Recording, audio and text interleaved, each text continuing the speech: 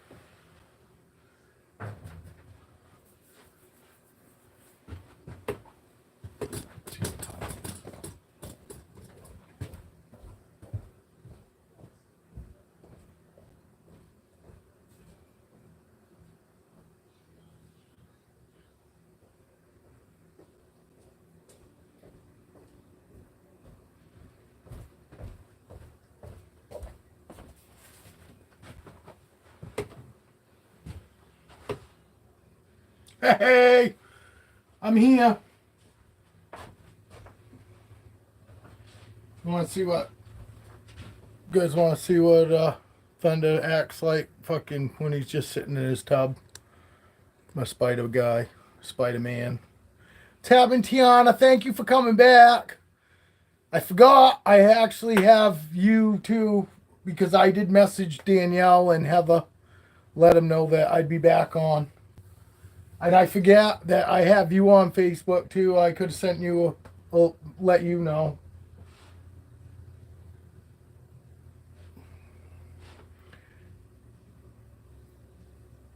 But I appreciate everybody coming back. But yes, we are back. There's Danielle. I messaged Heather too, let Heather know that I was coming back on. Heather thought that I just kicked her out.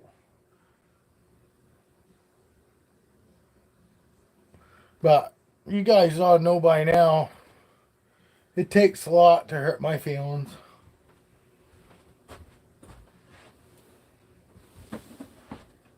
And you see him? Just as high. And I told Heather that.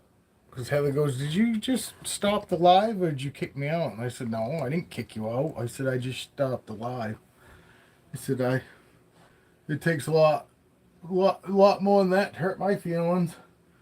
I said, considering I only got one feeling left.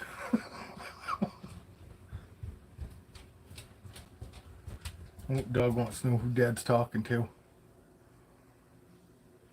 But see, that's what he does, just sitting in his tub.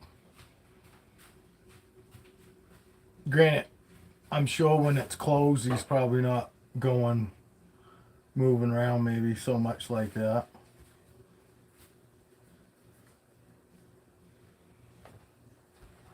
Oh, he's starting to come out.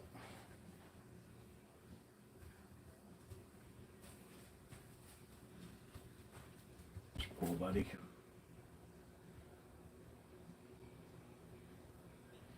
I wouldn't say it hurts him. But it definitely, I do believe it definitely hinders him in going where he wants to go. Because a lot of times to me it seems like he wants to come out like most of the other snakes do. You know what I mean? Like he's trying to figure out how to get out.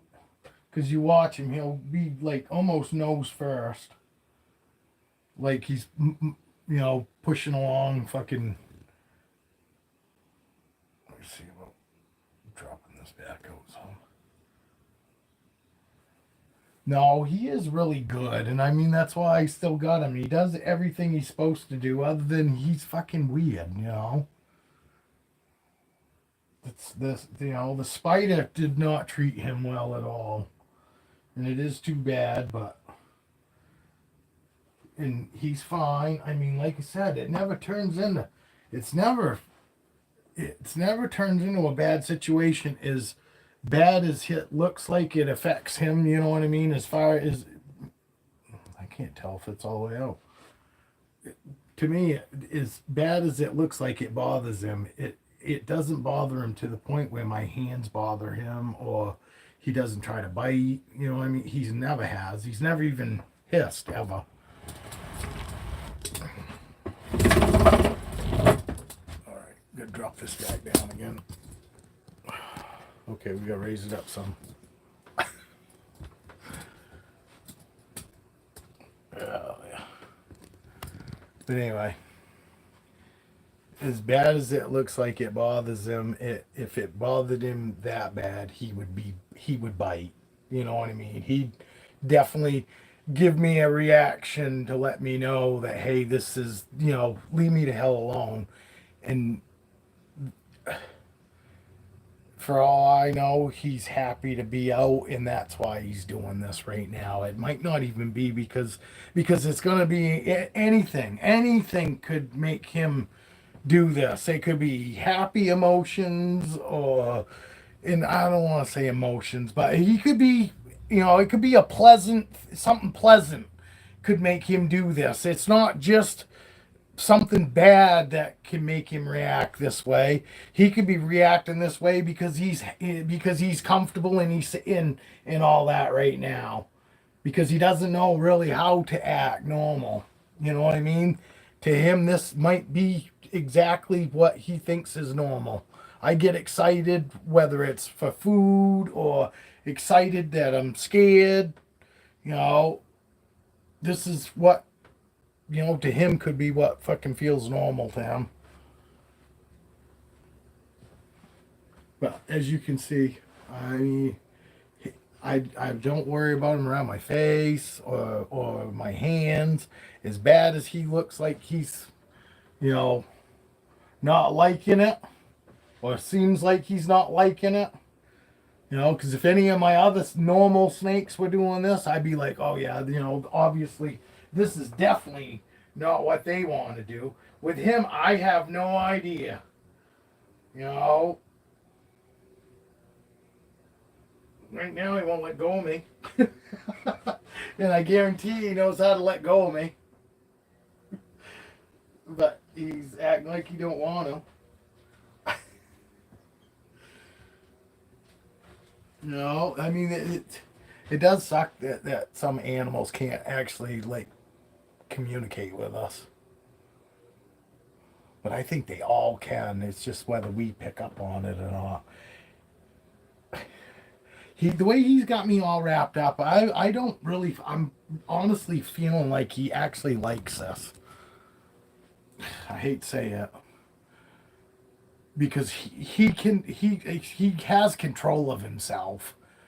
It's like this, the very front part of him he doesn't like have a whole lot of control over. That's why you see it's normally most of the uncontrolled part of him is the very fucking, Jesus Christ, he's got both my hands wrapped right up. He does.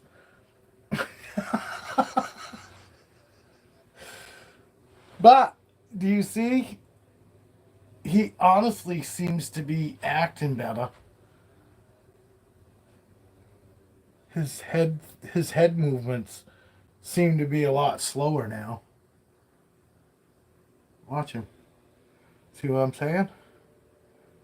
He seems to be he seems to be slowing down some. You gotta let go of me though, buddy. He's got both. Oh, there we go. I got one arm.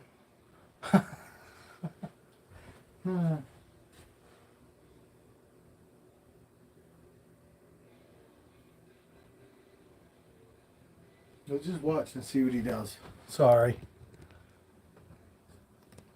I'll just see what he has for a reaction here.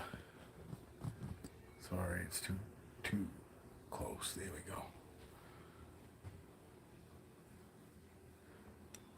All right.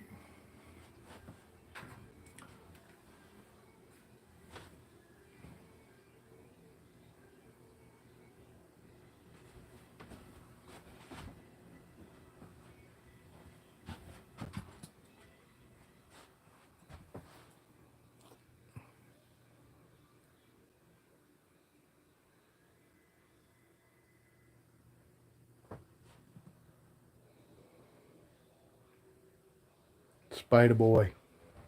What's up, Skeeter? Yes, I fucking also fucking sent Skeeter a message too. And let Skeeter know I'd be coming back on early. I did tell Heather. Heather might be in here too, but she might. And I didn't stop you if you're messaging me, Heather. I don't block anybody or anything like that. Because sometimes she tries to get in and it won't let her comment. Oh, it's fucking pouring out. Hey, Skeeter, is it? Oh, you're painting a fence, so obviously it's nice. Yeah, at your place, huh? It's fucking pouring here. Gonna pour all day.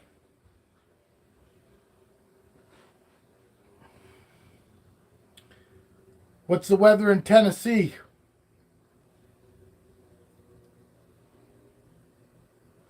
I don't know why that does that. I don't understand that. I have because I've got it to where everybody can comment, anybody, and it's comments, and I allow reactions. Yeah, I got all that stuff turned on. I don't know. It's almost 80 fucking degrees. I wish. I'm ready for 80. Although I prefer 65 to 75.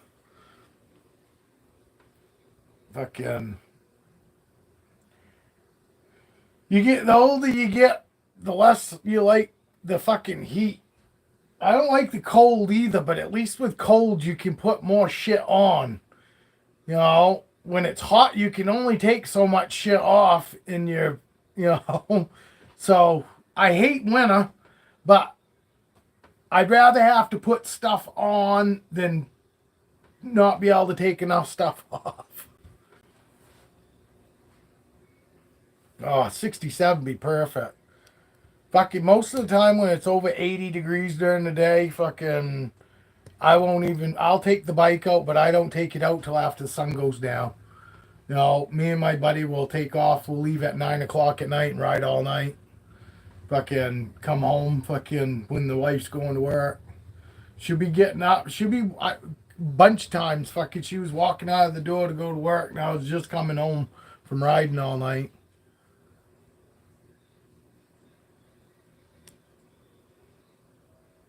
Oh, it does. It does. And I mean, honestly, I'm a clean freak, man.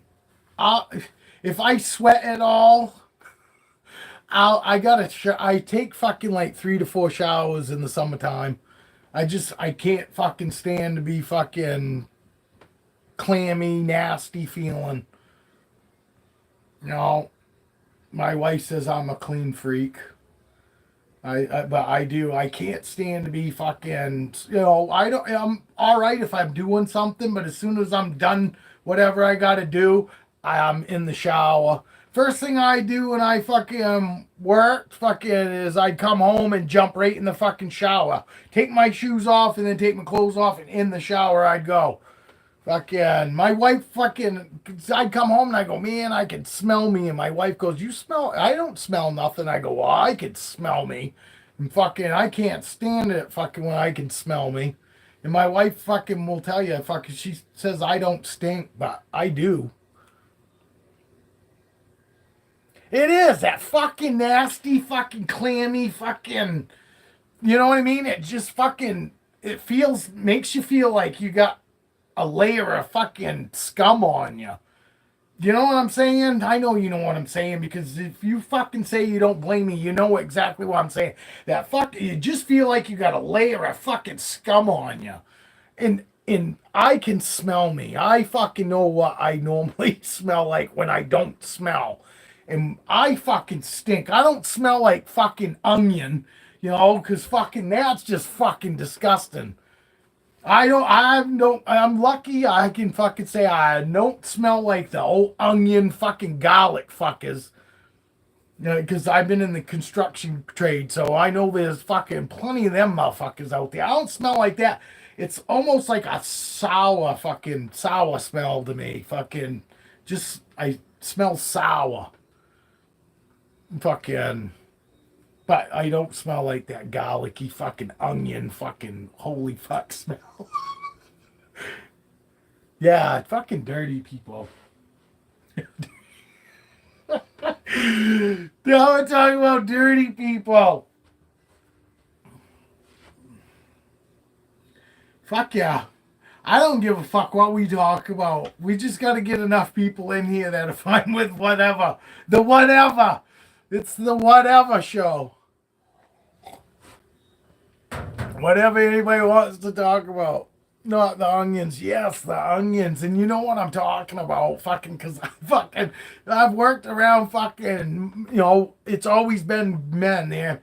I can honestly say I've never had a chick on our construction crew. I do know of girls at work, and I'm not saying that they shouldn't or anything. I'm just saying that we never had, out of all the electricians and carpet layers and all that shit. You know what I mean? In towel people, we've never actually had any women on, do any work for us. But I do know of other fucking construction crews that do have women on them. But so that's why I'm saying I know that oniony garlic fucking, oh my god, you fucking smells bad. I'm not working with you. We had a guy that used to brag that he fucking don't use deodorant. And I fucking told my fucking boss, because I told him, I said, man, it's fucking 95 degrees out, and you got me hanging siding with this guy on, up on scaffolding. Fucking, so there's only so far I can get away from him. And the wind's just like blowing right at me all day. I could be 16 feet away, but the fucking goddamn air is still hitting me right in my face. And I told my boss that. And I said, and fucking, he says that he didn't fucking use deodorant. And I said, you're a fucking pig. And he laughed at me. So my boss goes, well, he goes, well, all right. He goes, you start cutting and I'll go up on the scaffolding with him. And I'm fucking telling you, it ain't no shit. He weren't up there 30 fucking seconds because he smelt him. It's not because he went up there, was gonna automatically say something, because he fucking honestly, he thought that I was just fucking picking on the guy. You know? And he went up there 30 fucking seconds and he looked at him, he goes, hey, he goes, did you put your deodorant on today? And the fucking, he goes, oh, I don't use deodorant, and starts laughing like my fucking boss was gonna be laughing. My boss looked right at him. He goes, well, I'm fucking tell you right now, you better fucking start wearing it. I was down laughing my ass off, fucking laughing so fucking hard, because he was up there laughing, thinking my boss was gonna laugh at him. Oh fuck no, my boss fucking come right back with, fucking, you better start fucking wearing it. Oh my god. Yeah, he pretty much told him if he didn't fucking wear it, he weren't gonna fucking have a job. Fucking, and he did. He fucking smelled so fucking bad. But he didn't have running water at his house. You know what I mean? And I do feel bad for him, but he was living in a condemned building. He shouldn't even been living in it. Fucking head carpenter fucking lived in a condemned building that was fucking, they ended up knocking it down eventually. Fucking, and he was living in a building that had no power, no running water, and I mean, I felt a little bad for him. He's eating fucking. One day, fucking, before I actually knew him, in the very beginning, when he first started working for us, fucking, everybody knows most carpenters fucking smoke pot. So fucking, once we found out each other, he fucking smokes pot too. He goes, hey, you come sit in my car if you want. Fucking, we'll smoke a joint after I have my lunch. And I go, all right, fucking, that's fine. Fucking. So I go over and get in his car, and cause there's fucking trash everywhere. Fucking my vehicles aren't like that. But anyway, fucking trash everywhere. And I'm like, whatever. It's the normal fucking construction guy. Fucking's got a whole fucking passenger floor full of fucking scratch tickets and fucking lunch bags and you know what I mean, from McDonald's and shit like that. I mean, so it's a normal thing. And a shit ton of fucking beer cans. So anyway, fucking getting into a dirty vehicle wasn't like a big red flag. So I got in and then fucking I'm sitting there and I got my joint out and I'm going, all right, I'm fucking, all I do is eat my fucking, I smoke my lunch. I don't eat nothing. So I'm waiting for him to get done and he fucking pulls out what looks like a sandwich. Like what? I fucking, oh my god. I laugh so fucking hard. He pulls out bread and it looks like a fucking sandwich. And the only thing that's on it is he's got bread and he's got mustard in bread. It's a mustard sandwich and fucking, oh my god, when he fucking pulled that out, I fucking died laughing. I had tears running out of my eyes. I've never fucking seen such a fucking thing. To this day, it still makes me fucking die laughing to see him and he's fucking chewing on that fucking sandwich like it's the best Italian in the world. And it's just fucking mustard and fucking bread. And I lost it. I fucking opened the door up, fell out of his fucking car. My boss is like thinking that we must be in there doing lines, because my boss is like, what in the fuck is wrong with you? Because now, I mean, literally, I am fucking dying. I am fucking crying and... And it still fucking makes me laugh to this fucking day, but this guy was such a fucking idiot. But he was really fun to laugh at. Oh my god, I saw him shoot himself in the fucking hand with a fucking framing gun.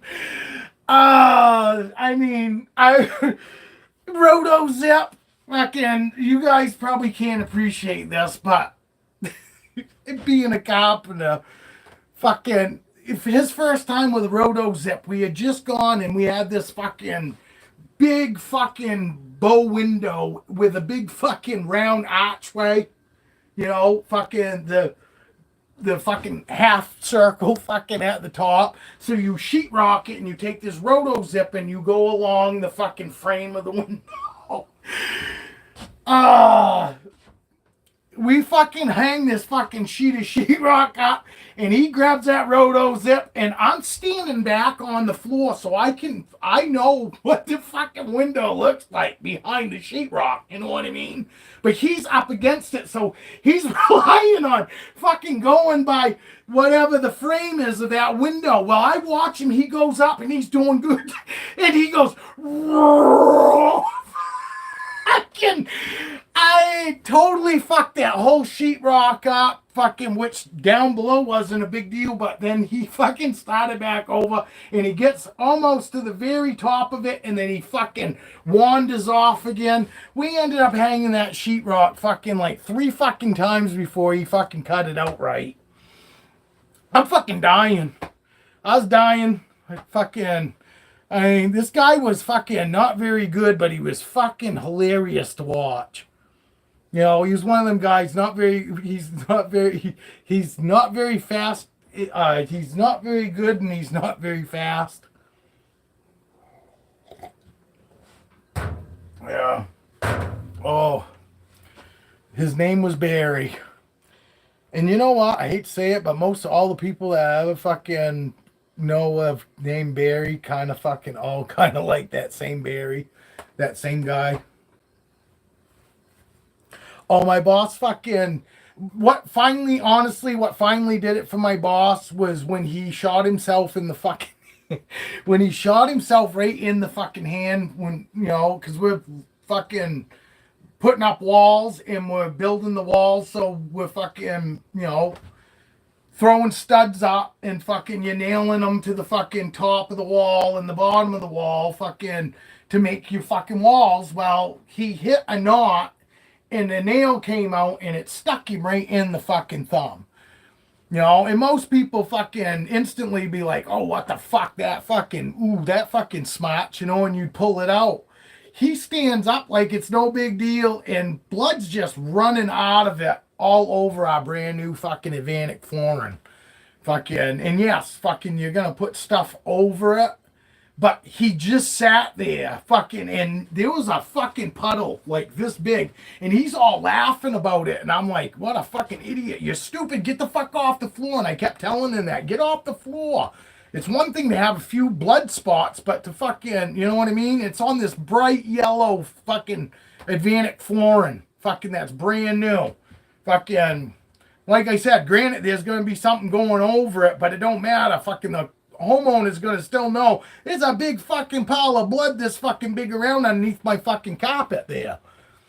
So anyway, fucking that was what finally got him fired. My boss came in the next day and fucking looked at the floor and he goes, what in the fuck? What happened? I said, fucking idiot shot himself in the fucking hand and then just stood there like a fucking retard, fucking bleeding all over the floor when I told him get the fuck off the floor. And my boss goes, what? I go, yeah. I said, he stood right there fucking letting the blood power right up, fucking like it's no big deal. I said, laughing. I said, granted, I was laughing too because he's just a fucking idiot, you know what I mean? But then I saw the fucking blood on the floor and I'm like, get the fuck off the floor. But that's what ended up firing him. That, my boss found a couple of buckets on the way. It was like a camp road that went to a house, you know, wooded dirt road. Well, my boss fucking noticed one day fucking coming in, there was a couple of fucking paint buckets, you know, like your pickle buckets, fucking thrown down over the fucking bank. And my boss fucking, you know, watches shit like that. Notice that they weren't there when we first started working. Well, my boss went down there and fucking opened one of them up. It was fucking that douchebag was fucking, it was his fucking toilets. And he fucking took him from where he lived in town, Waterville, to the job site out in Oakland and was throwing him down over the fucking hill on this people's property. And between the floor, and he found out about that fucking the same day he found out about the floor.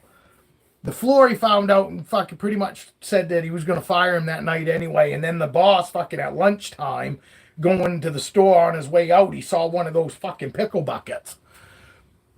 And he opened it up and fucking that got him fired. Because like I said, the guy had no running water, no fucking electricity.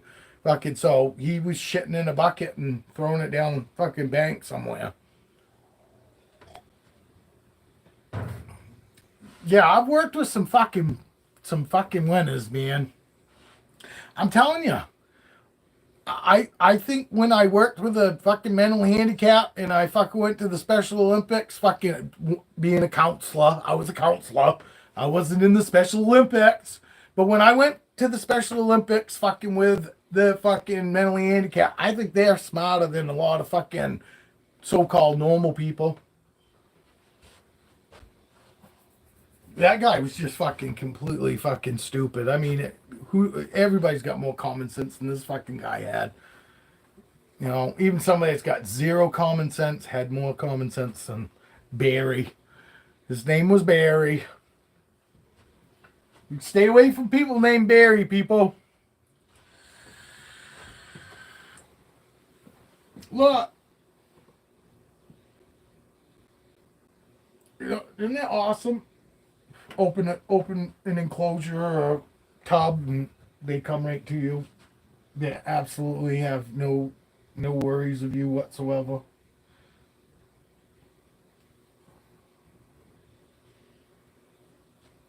Oh, you gotta love that. Gotta love it. I love it.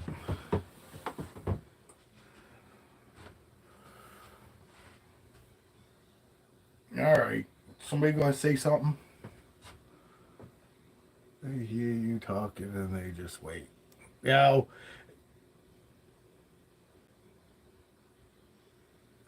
No, you know what it is more than anything? It's when I turn that light on because this is what it looks like in here.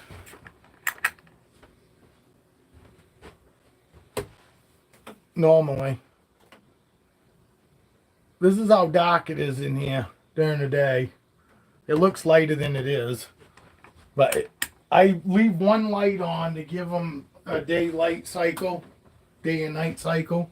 But what it is it's when I turn these fucking lights on. When I turn the big overhead light on, that's they know that I'm in here because there's a good sized crack above each tub. So they actually can see. You know, there is some light that goes into their tubs.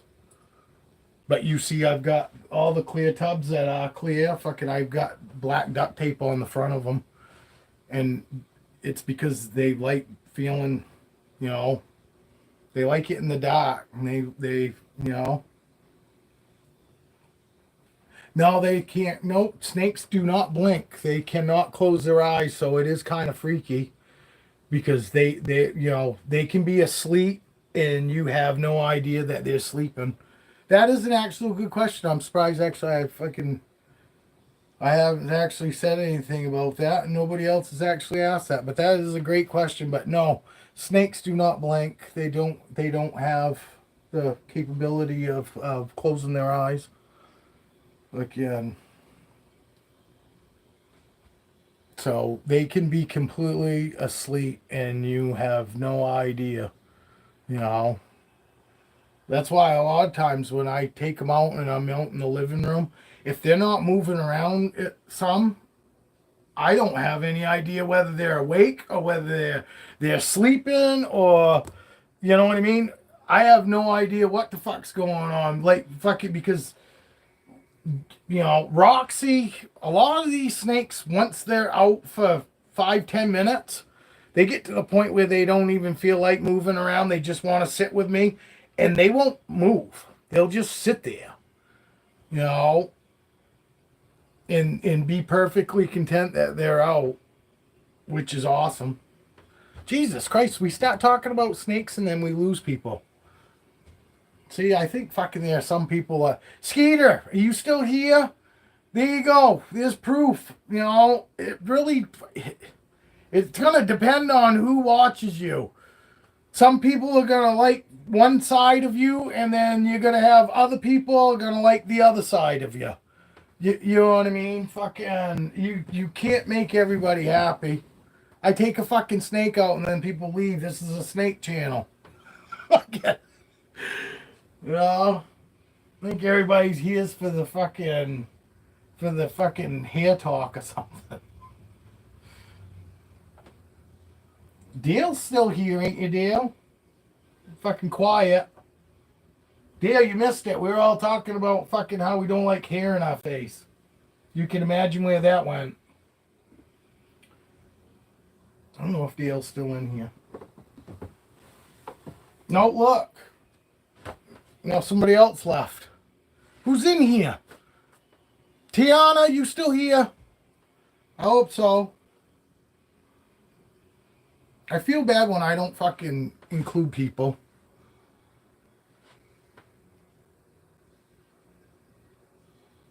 Fucking awesome. Thank you. I'm glad you're still here, Tiana. I'm sorry. I want you to feel fucking included.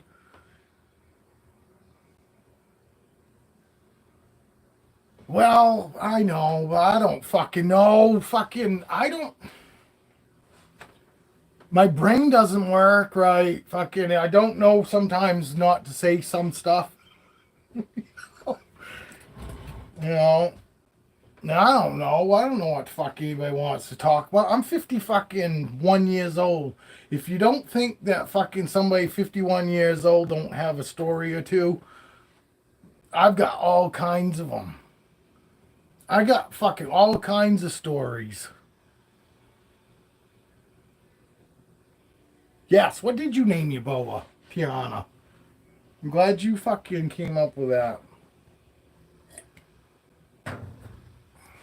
She said earlier that it was doing really well. Hasn't bit her or anything. Hasn't hissed at her. And I told her, good chance it probably won't, because as long as you don't get them to where that's a normal reaction.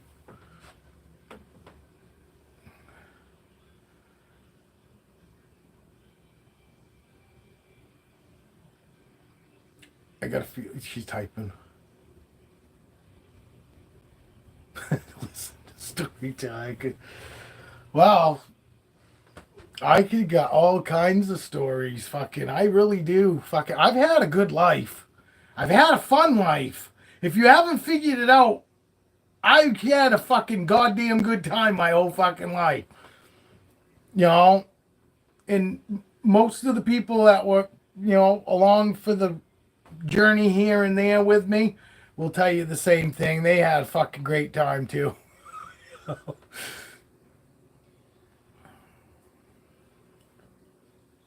Iris, I like Iris. Aurora, you can't go wrong with Aurora.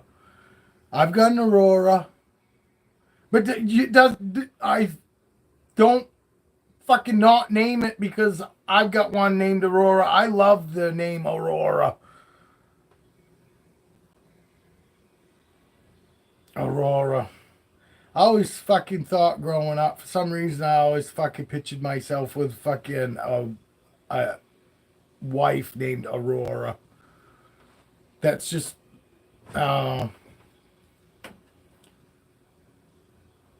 you can send me pictures. No, I know you sent me some already, but you don't have to stop sending new pictures. You're not gonna bother me, Tiana. You know, I hope people fucking realize you can send me pictures of what's going on. Fucking Heather was sending me pictures of her alligator and fucking pictures of the tornado shit. Fucking, you know.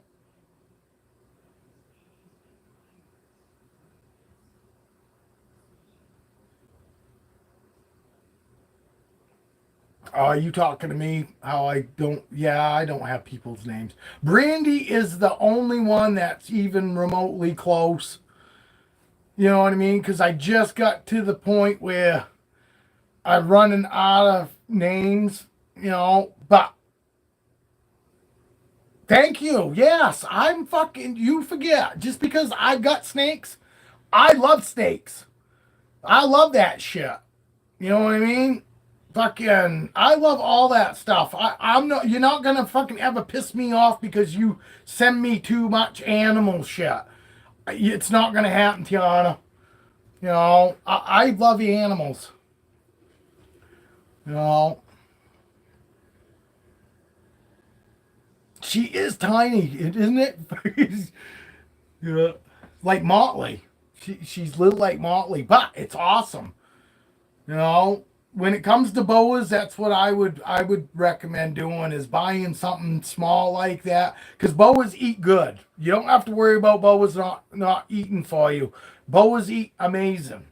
So I recommend get them small because when they're small like hers is, you look at that and then you look at one of your fingers and you go, oh my God, what kind of damage is even if she does bite me, what kind of damage is that little head that isn't even anywhere near as big as my pinky? You know what I mean? And then by the time they get big, you've already got a relationship established.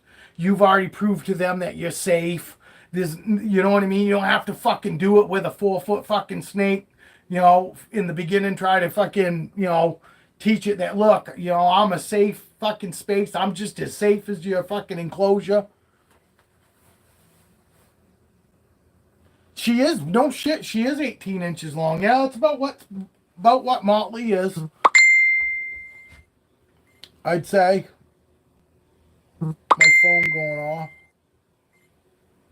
I can't look at it. It might be Heather. It's probably Heather. I told her I was coming on. Maybe she's in here and she can't talk. It might not let her talk. If it is you, Heather, I'm sorry. If I go look, it's going to kick me out of my live.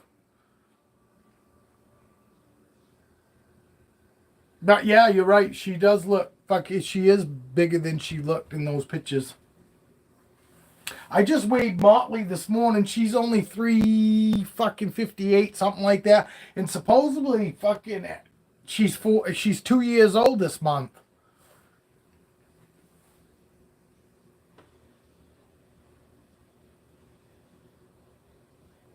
I've gone to one. There's only one that's even remotely close to me, and that's still an hour drive.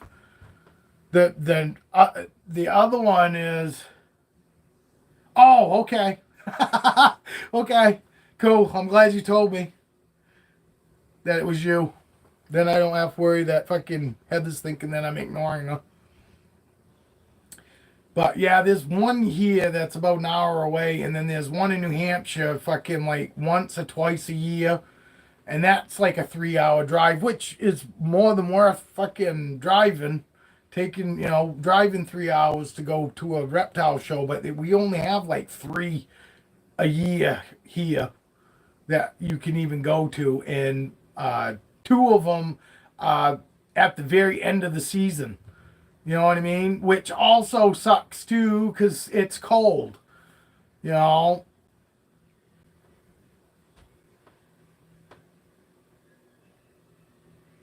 Yeah, no shit. Yeah, that's awesome. 67 grams. I just weighed Motley for the first time today because it's hard to get her to fucking release from me. My boas fucking aren't like my ball pythons. Eventually, I could get my ball pythons to stay coiled up and set them down. They won't be trying to hang on to me. But the boas fucking, they don't like to just sit down on something without being fucking hanging on to something. So it's a fucking pain in the ass. I don't normally even weigh my boas because I'm not worried about them so much weight wise because I know that they're great eaters. I like the t-shirt people make. I'm a sucker for shirts. I like the t-shirt people make. I'm a sucker for shirts. You like t-shirts? T-shirts people make. I'm a sucker for shirts. I like the t-shirt people make. People, do you like the t-shirt people make? I'm a sucker for shirts. I know I gotta have some t-shirts made up. I know, I do. It would be great advertisement, honestly. Great advertisement. I wonder where the hell everybody is. That's what happened. See, I shut down at lunch. We had 9 people in here. Shut down at lunchtime and tell everybody them come back on, and then we got 4 people in here. You, me, Tiana. I'm pretty sure Dale's in here. He's probably busy doing something. Probably, probably feeding rats, fucking cleaning rats, cleaning tubs. It's fucking warm in here. There you go. That's what he's doing. I don't care. I'm so random too, Danielle. You ain't gonna apologize to me. You ain't gonna find somebody more random than me because fucking all the time, all the time I'll be talking to my wife and then all of a sudden something will pop in my head and I'll fucking talk about that. My wife's looking at me like, what in the fuck are you even talking about? Because I'm right on to a whole other subject. Oh yes. I like the t-shirts too. The last reptile show me and my wife went to, I got Caesar. The male, the big male. The big male we was talking about that you thought was a female because he was so big. We got him there, and I got my wife's giant gecko there. I got a Snake Discovery shirt for my daughter. Oh, no shit. It was a hog nose playing dead and said drama queen. Uh, that's cool.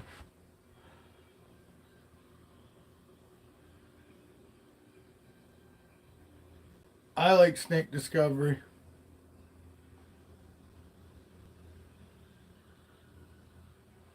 I was watching them in the very beginning, but then some people's voices just kind of do it for you.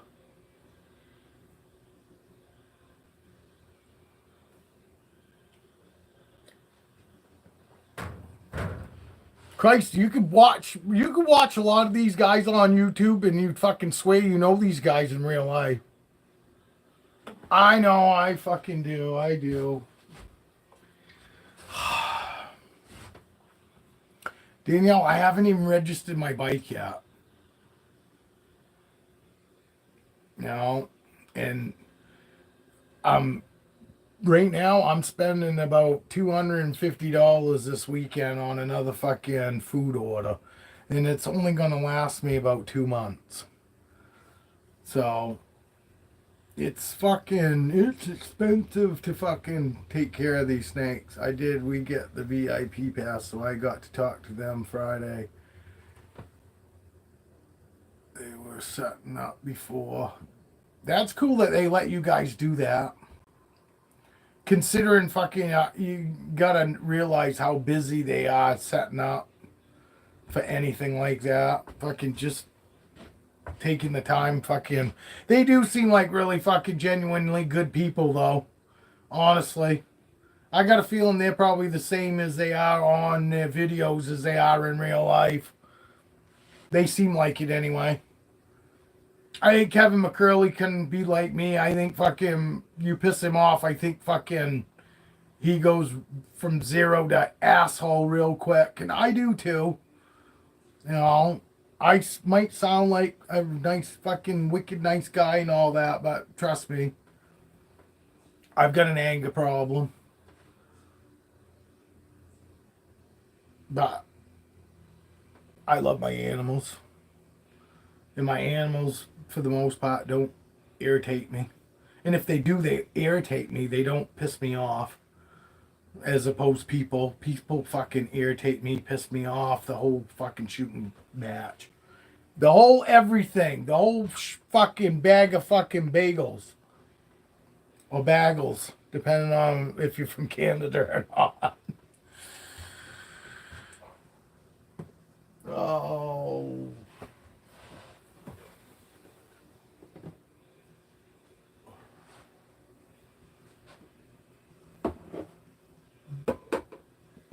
Danielle, Ziggy is actually on Morph Market now. I didn't realize. I thought that he was for sale on Morph Market, but he wasn't actually listed. He was marked for sale on my end, but he wasn't actually marked to be listed. Now Ziggy's actually listed. This isn't Ziggy, obviously. This is Apollo. Apollo, and not like Apollo Creed. Apollo like the god Apollo. But yes, I didn't want to call any of my fucking snakes just like you would fucking, hey Chris. You know what I mean? Hey Karen. This is Karen. This is John. You know, no, I wanted something that was like a little more different, you know what I mean?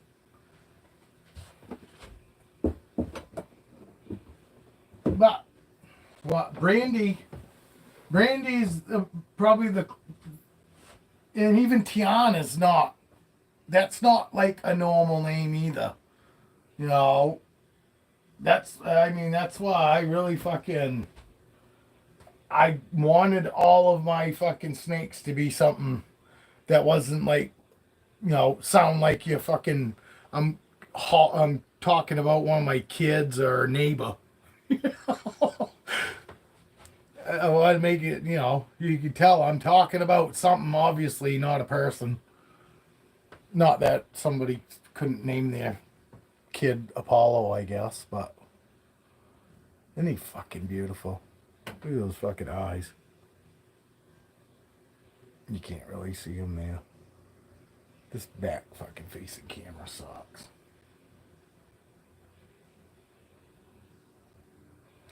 It's got a great pattern.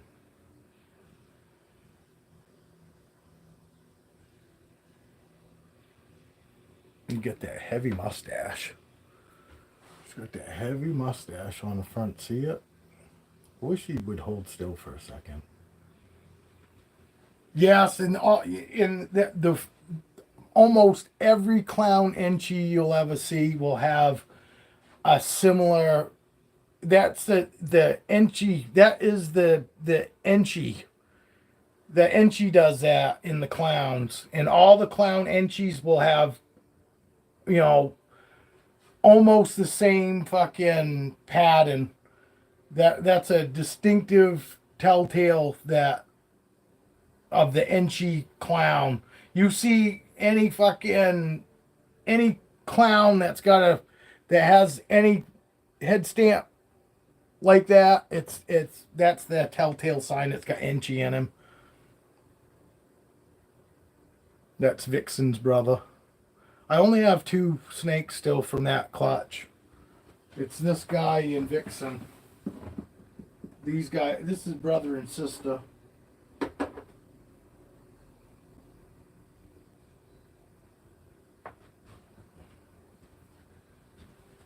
This is brother and sister. She's a Enchi albino clown, and he's a clown Enchi 100% het for albino. So, but there's that Enchi pattern on her back and his.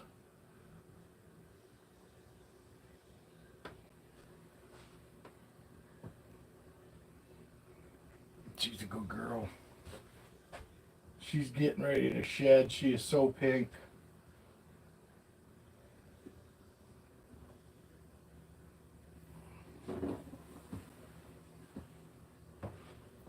She's getting so pink. Actually, she just ate like 3 days ago. But Apollo, he's such a good boy. He just came out of shed.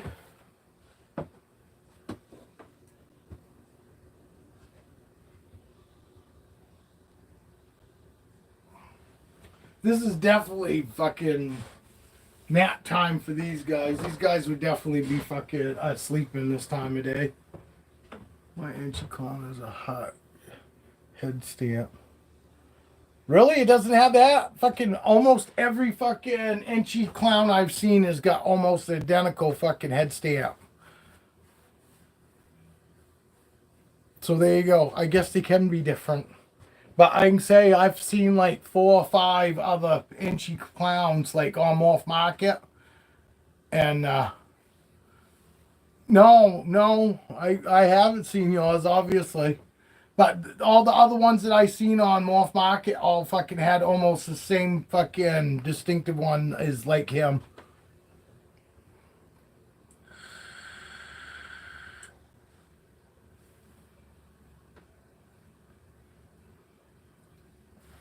But it still must have kind of the same fucking outside pattern though, don't it? Because, yeah, when I went and posted him, I looked at a shit ton, fucking, at least 5 of them anyway, which I know isn't a shit ton, but I know I looked at least fucking 5 others, and they pretty much, I thought, all had the, oh, yeah, yours got spot nose. That's probably why. These ones were just like Enchi clowns, hat for something else. And like I said, the ones that I saw, all the Enchi clowns that I saw almost had the same identical fucking head stamp as him. It's the same kind of pattern. It's not identical to his, obviously, fucking, but they all have like that weird fucking pattern on their head.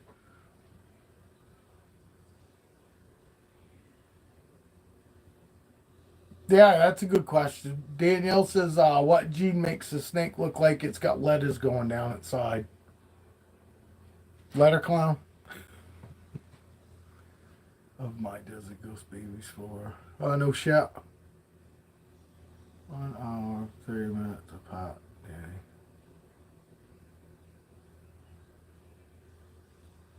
Yes, we live in the same state. Yeah. Yeah, we're about an hour and a half away from each other. He lives closer to the coast and I live more inland. Actually, he's on the coast. It's not he's close to the coast. He's on the coast. And I'm inland. I've got to drive a ways to get to ocean. I can get words out of tons of Morse patterns. It depends on the your vision, I feel. I could be. Yeah, whether you got a good imagination or not. If you could pick fucking, pictures out and letters out of the clouds, you could probably fucking pick a lot out of snakes. I could see them mud flats. Yeah, see, he could see fucking the ocean from his house. I've never actually been to Dale's. Dale's been here, so that's when I say I don't know actually fucking, I do now. I know how close he could see the ocean. I didn't know if he could see the ocean, but I know he is definitely a lot closer to the ocean than I am.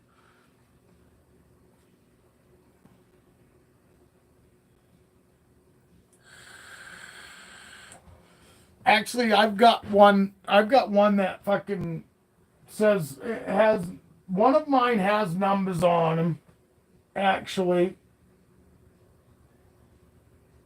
And I almost think maybe Gypsy has one too.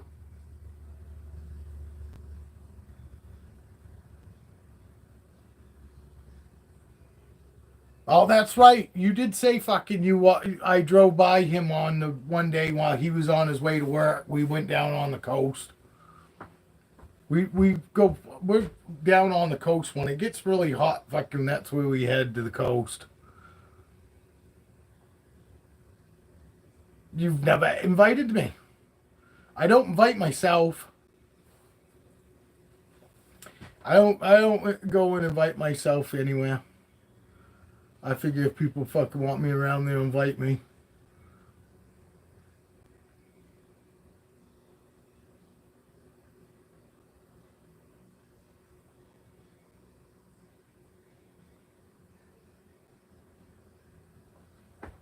There's why? Where fucking you live? Fucking where it's just flat, Danielle? Now you got me fucking curious. I figure everybody fucking got woods and shit. Wait, you all farmland? Where you're at, Danielle? I want to know. Inquiring minds want to know.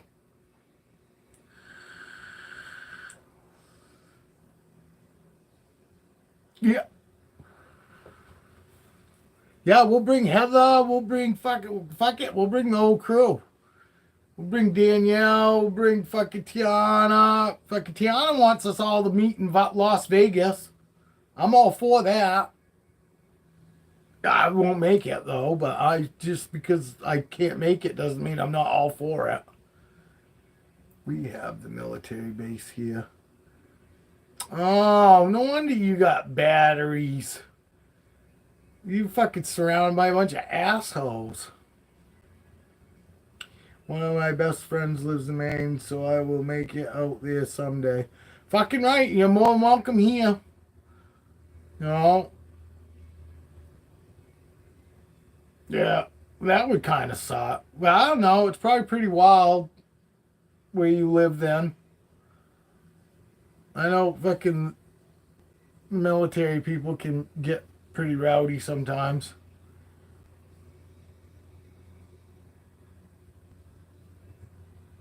Oh, I forget about Luke. I forget about Luke and fucking. I only think about Jason being close. I forget about Luke. He's in like Portland, right? I think Luke, is it Luke that's in Portland? Camel Constrictor's about 4 hours away. Yeah, I don't know if they fucking even anybody here even knows about Camo. Actually, I mentioned him this morning, but nobody even fucking everybody act like Camo Constrictors went right over their head. I don't know if anybody here watches Camo.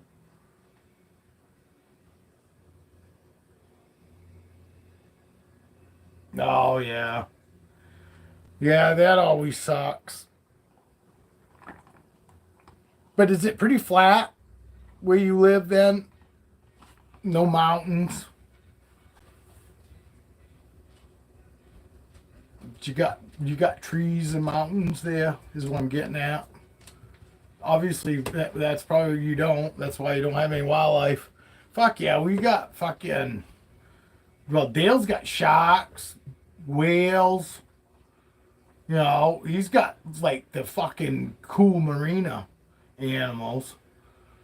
And the rest of Maine has like bears, moose, and I'm sure he's got moose up there too because he goes moose hunting where he's at, and he's got deer there too. But obviously, fucking, I can look out my back window and see, you know, deer, turkeys, owls, osprey, eagles, fucking moose, bear. Fucking where we just moved from, they just fucking we've seen bears over there. My wife had a bear crosser at our old house right on the driveway.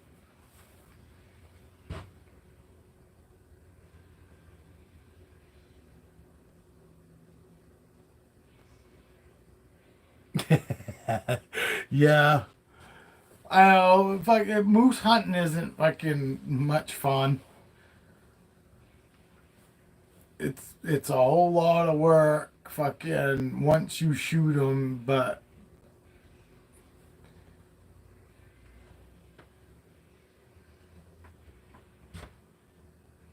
oh yeah. All right, so he's next to the mountains. He's still got the mountains.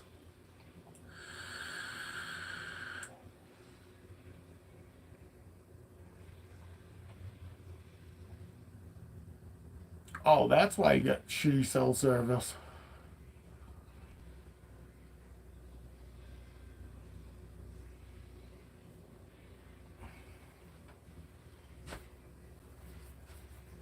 All right, look, dog's back. He's feeling better now.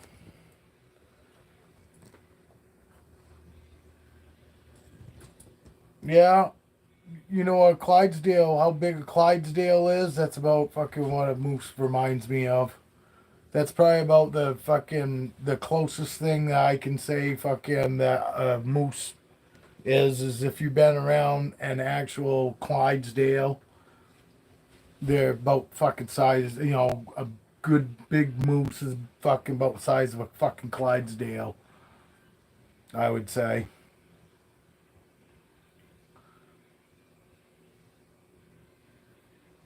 Being from Tennessee, I would think you would have Clydesdales. And that's why I mentioned Clydesdales because they're about the probably the closest thing I can think of because a regular horse has got nothing on a moose. You know, as far as height wise, you know. Oh fuck yeah. Oh fuck yeah. I wouldn't necessarily say 1,000 pound moose is like fucking a huge moose. I'd say that's about average male. You know what I mean? 1,000 pounds. Oh fuck, they get huge, huge.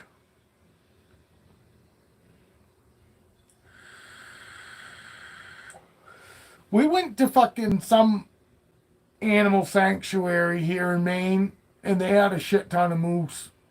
Fucking, you know, you could go up to the screen, the, you know, chain link fence, and if and some of the moose would go and get right up against the fence, fucking, so you could actually touch them. And because I've never actually hunted for moose myself, so I wouldn't, until then, I wouldn't even been able to tell you what fucking moose hair felt like, you know. But there was a couple moose that I swear to God that's the whole reason they did it. Well, leaned right up against the fucking chain link fence, so that way you could actually touch them through the chain link fence. Fucking, that was pretty cool. And that was probably the best part of the whole fucking thing up there because most of the animals weren't. They didn't even have most of the animals that were fucking labeled, you know, as being in the exhibits. And they weren't really exhibits. They were fucking housing complexes. They were supposed to be like fucking bobcat. We didn't see any bobcat. They supposedly had foxes. We didn't see any foxes. We did get to see most of all your fucking big birds that we have around here. Turkey vulture, fucking golden eagle. They had a golden eagle there. They had a fucking bald eagle. They had an osprey. Fucking, they had a lot of fucking of your, wildlife that you find out in the wild here. And the reason they got them is because they had something wrong with like a lot of the birds. They had like broken wing or something like that, and they're just nursing them back to health. And a lot of animals that they can nurse back to health, they would release after. And some of the animals that, some of the fucking birds, like they had a couple ospreys that were never, couldn't fly anymore. Their wings were too damaged. So those birds will stay right there and be at that place fucking the rest of their life. Or we'll end up going to a zoo. They do that a lot too, they said. They fucking, if they get a zoo that reaches out to them that's interested in any of the animals or whatever, they sometimes end up at a zoo.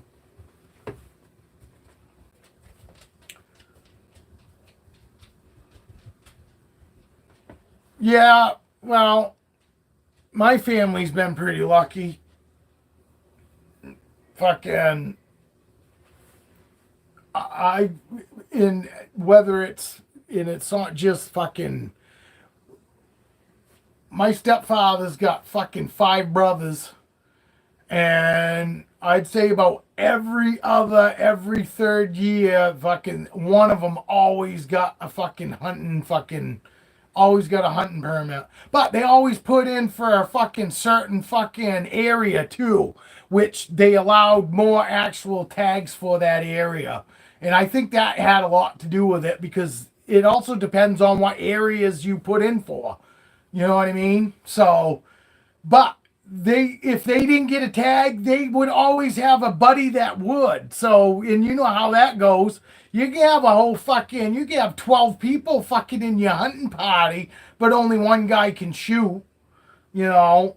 So it's a good time for a lot of guys that like to party and all that. But for somebody like me, fucking I it's not fun. I don't find any of it fun. If you ain't the guy pulling the fucking trigger, and even that ain't very much fun.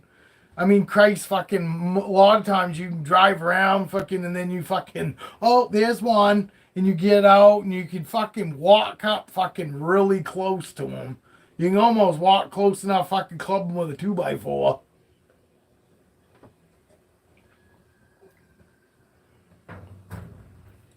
Yeah, but fucking, you go up country here, and there's so many moose up country that literally you can fucking drive upon them going to your campsite and not even be out looking for them that way.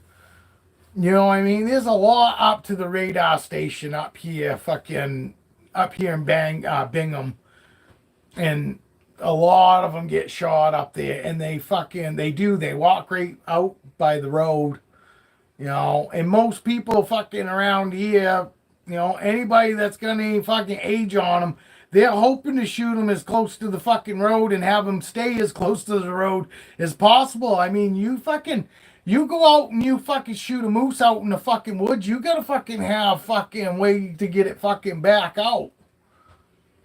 And my fucking family's got pulleys and these fucking, things that you strap to the fucking tree, pulleys, fucking that you fucking chain to the tree and run your wench line through so you can literally fucking wench them in and around corners and all that. And fucking, if you ain't set up to fucking go moose hunting can turn into a fucking big fucking pain in the ass adventure instead of fucking something that's even remotely close to fun.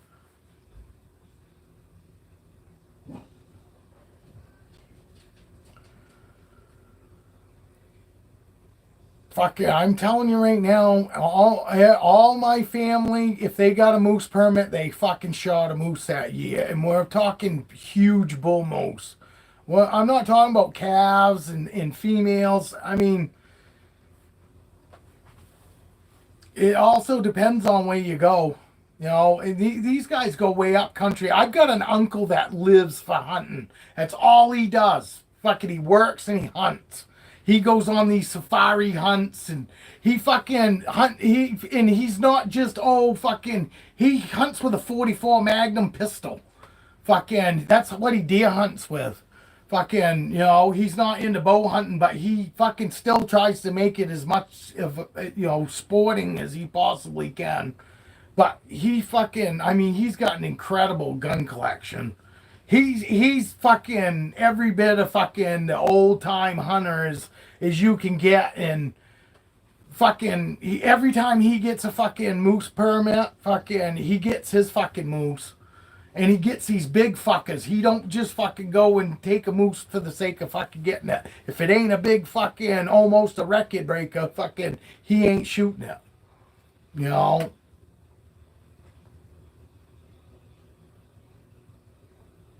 Oh, I fucking find that hard to believe. Especially up north here. I mean, Christ, I can't tell you how many fucking 8,000-pound moose I seen cross the road when I've been out on my bike when we go up country. I mean,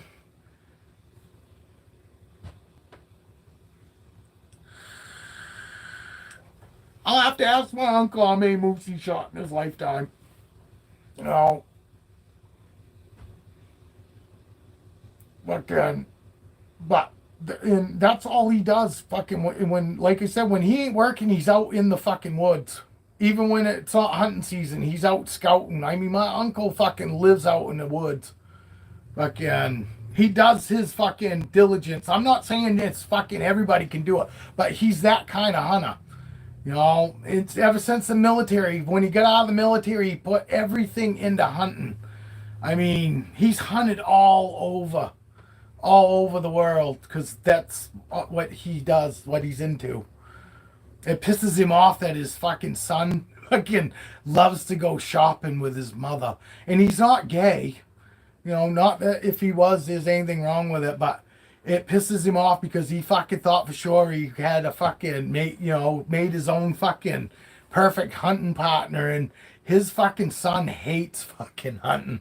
Cause fucking, my uncle's up at 2 o'clock in the fucking morning. He's in the fucking woods 2 hours before it even gonna get light. You know what I mean? I mean, fucking, he's like the extreme.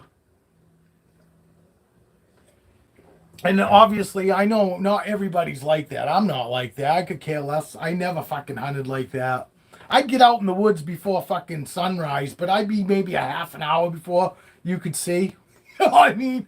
I mean, literally, he's like fucking. If I went into the woods when he did, I'd be sleeping. When it got light, I'd be sleeping through fucking the morning. Fucking. But he's just crazy.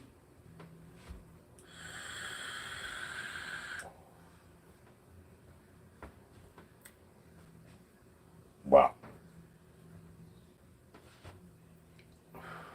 Christ, he's old now, too. He's fucking got to be... He's probably 70 now. I'm sure he's not hunting like he used to.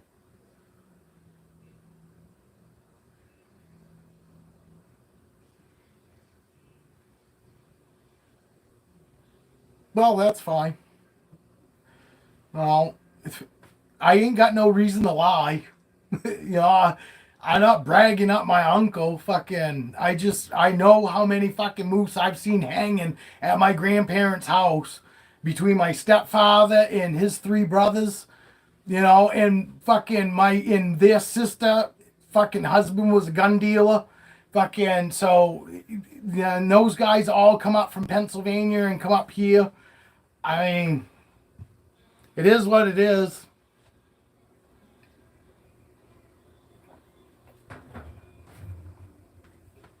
And maybe that was because it was years ago. Because like I said, he's 70 now. He's got to be 70 now. And I guarantee he's not hunting like that now. I'm not saying he did it last year or within even 10 years. Honestly, fucking, I can't remember probably the last time he did shoot a moose. But I'm telling you, those boys, fucking, when I was growing up, when I was knee-high to a grasshopper, fucking, Christ, fucking, I can fucking show you pictures where fucking back in the day, my grandfather's got a picnic table and it's full of trout. literally end to end, fucking about 3 feet fucking tall, nothing but fucking trout. You know, and yeah, you claim that now, fucking people will tell you there's no fucking way because there's not trout like that around here anymore. You know, they used to hunt bobcat right here, right behind the house where I used to live, and you won't find bobcat like that anymore either. You know, and if I tell anybody fucking young generation and say, oh, there used to be bobcat up in the woods here, they all say fucking there weren't no bobcat here, but I can show you fucking pictures of it. Because my uncles and my grandfather fucking all got fucking pictures of them strung up, fucking sitting right outside their fucking house, right fucking in the buildings that are still there now. You know, I'm not saying it's fucking the way it is now, but I'm just saying that that's the way fucking it was when I was growing up.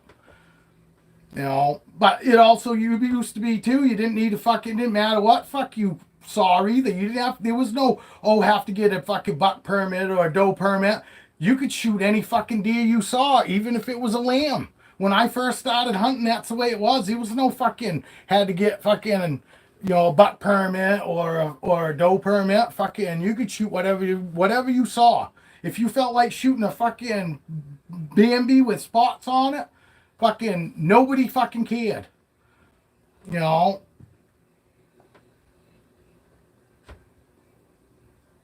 Yeah, but you know as well as I do, they're not the same.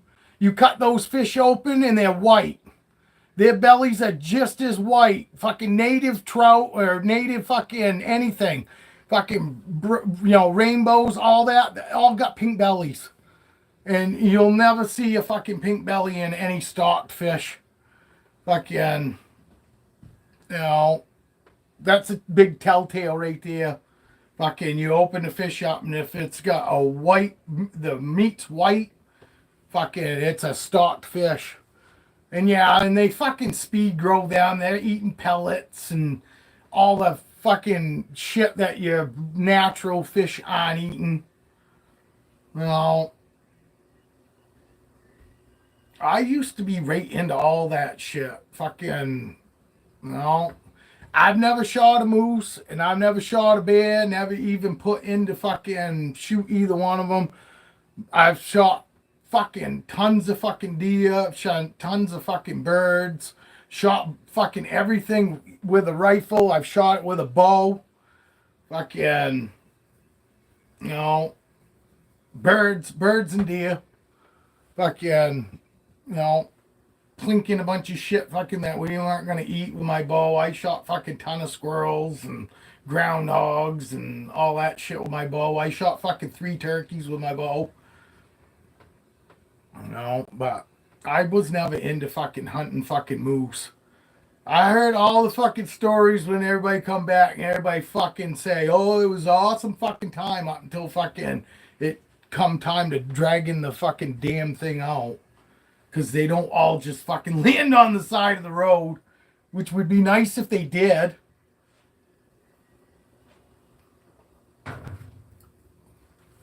My wife's never even seen a fucking moose in real life. Every time we go up North Country and she's not with me, me and my buddy see them when we're out on the bike. My wife, the only moose my wife's seen in real life is at work. Her boss fucking shot one like 2 years ago and showed the guys off, showed it off to the guys out back at work. Fucking, that was the only one she's actually seen in real life. And besides when we went to that fucking game preserve, but my wife says that doesn't really count because they're there all the time. She says unless you see it in the wild, like walking across the road or something, it's not real.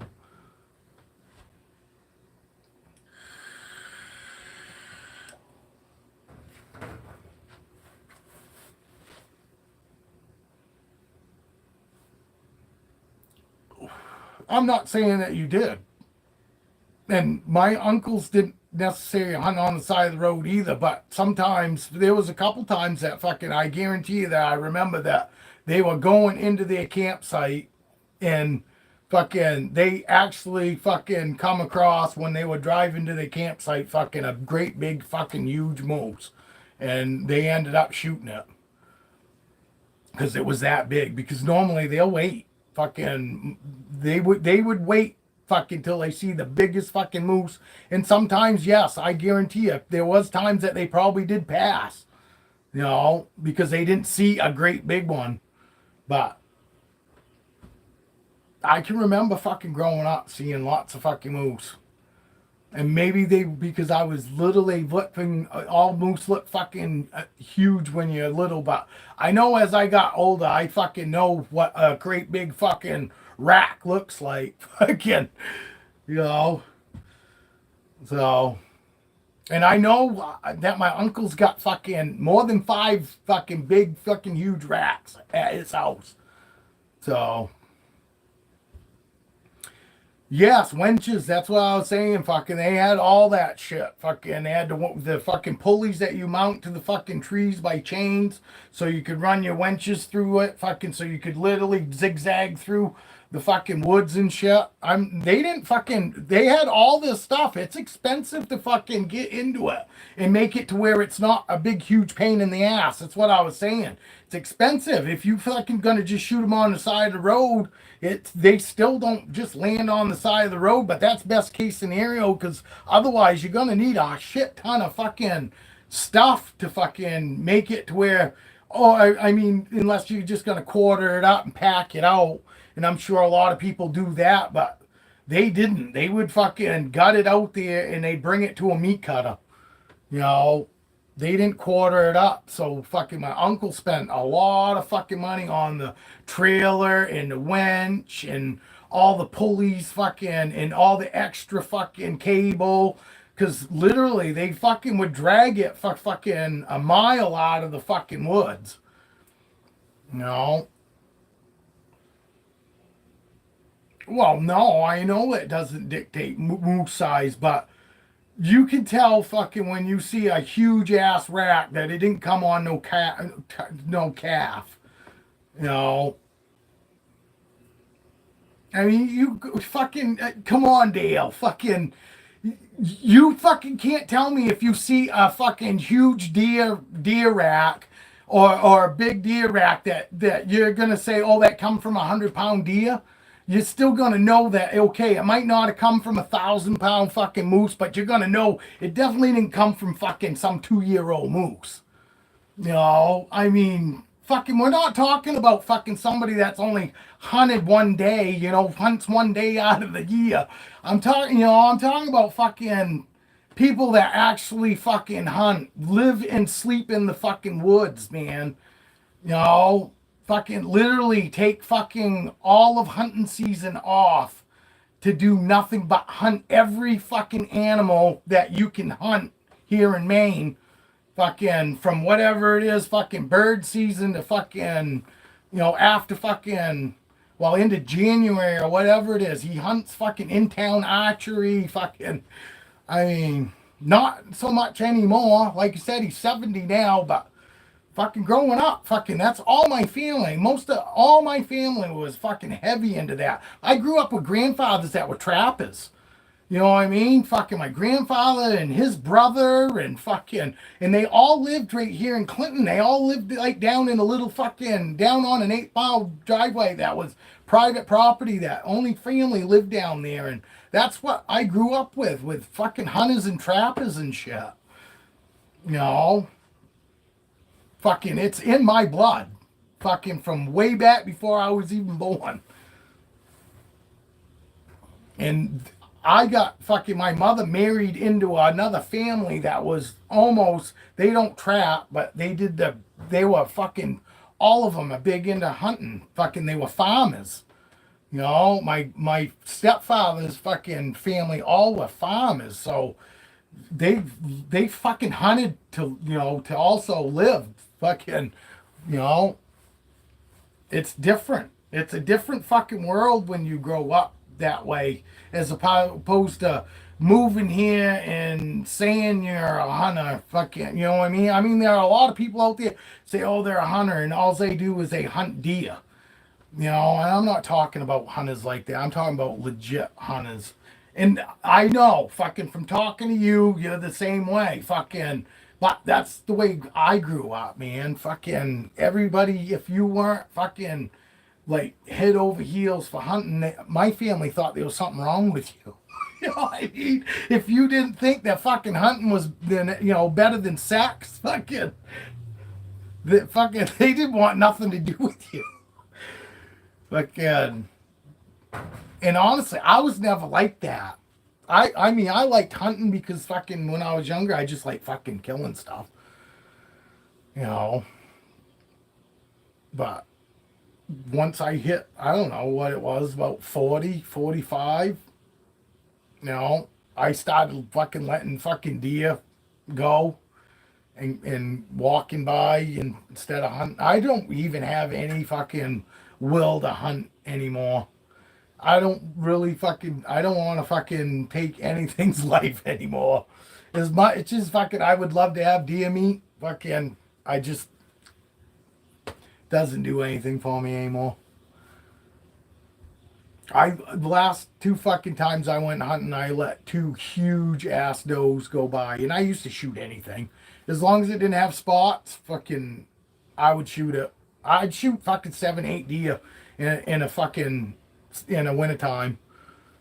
I shot many of them right out the fucking window at fucking midnight. Fucking, because like I said, I lived at the end of a fucking dirt road and fucking had 12.5 acres fucking that was surrounded by the river. Fucking, I was on a peninsula and I was the last house in on private property. Fucking, so pretty much everything went. Nobody gave two fucks if you fucking shot in the middle of the night or what. Fucking, so, but I just kind of shot so much for so many fucking deer.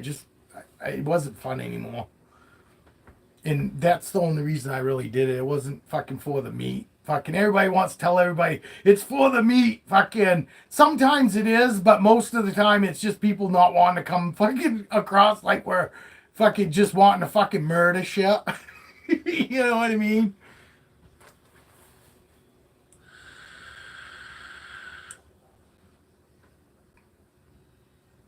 No, I get that.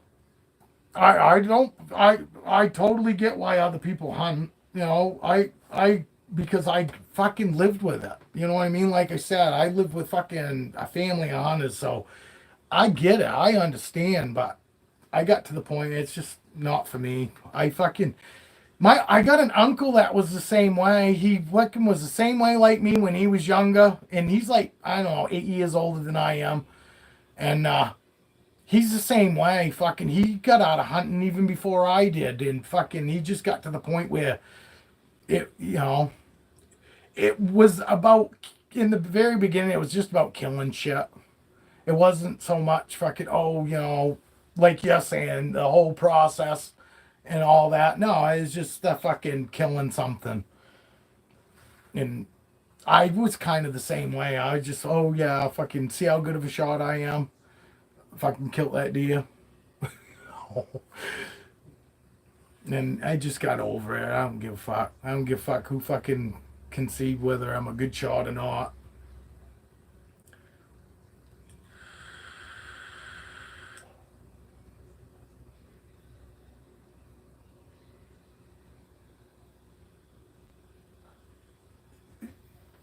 Now you got me curious. Is it, you mean fucking dying naturally?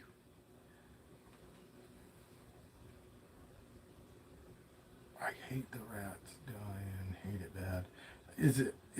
Yeah. What is it? I know snakes gotta eat. Oh yes, fucking.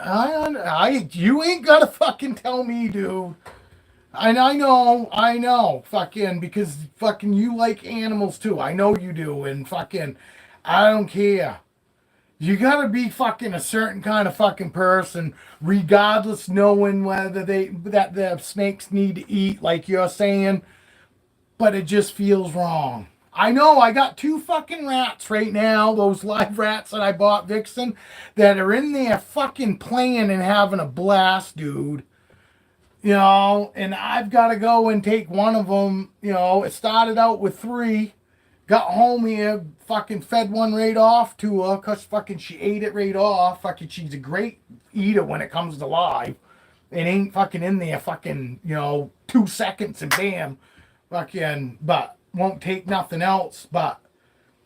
And I feel bad because this morning I was like, man, I ought to feed her. I ought to just go and grab one of those rats out of there right now and feed her, but they're in there sleeping. And I feel bad. And now the next time that I'm thinking about it, they're gonna be in there playing. You know. No, I fucking hear you, dude. I fucking hear you. I tell everybody, I think that's the worst part about snakes, period. Even feeding fucking frozen thought, I hate seeing them act that aggressive. But yes, I have peace of mind that the rat isn't alive. But yeah, it would bother me too, dude.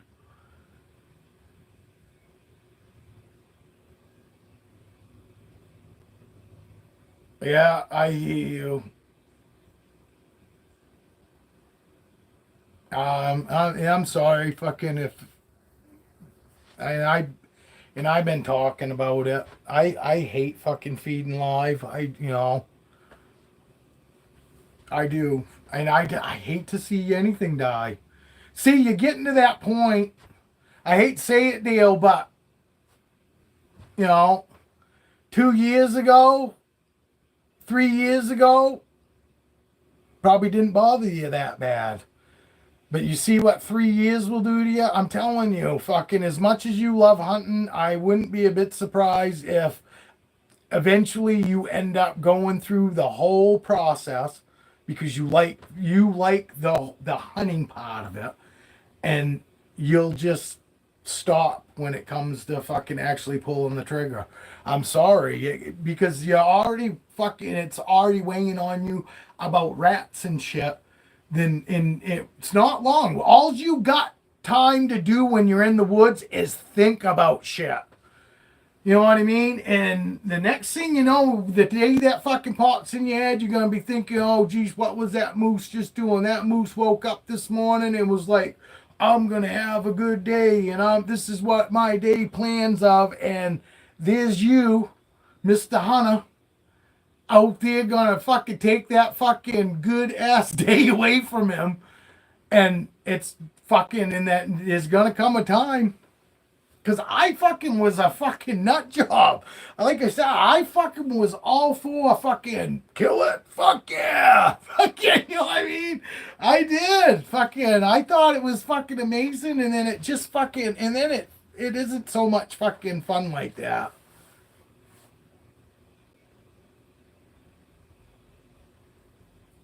I'm telling you, dude, you ain't gotta fucking tell me. I've been there. I've been there, like I said, fucking right down to thinking, oh Jesus, thinking about what that fucking the damn deer woke up this morning and said, oh, I'm gonna have a good day. You know what I mean? And just like the fucking rats. Who the fuck is worried about, oh, I'm gonna wake the rat up and sleeping peacefully? I was. That was my thought. Jeez, I ain't got the heart to wake that rat up. Fucking, he's nice and he's sleeping and has no idea, and I'm gonna toss him in there, and you know, especially you see him playing. You've got, I'm talking fucking two rats in that enclosure playing. I couldn't imagine having the rats that you do, because it's a lot more than just two rats fucking wrestling and playing like fucking, like innocent animals do. Fucking, they like to play and wrestle with each other. And who the fuck don't like watching that? Whether it's cats or dogs playfully, animals playfully playing. I don't know. Who the fuck don't like watching that? I fucking think it's awesome. I love watching that shit.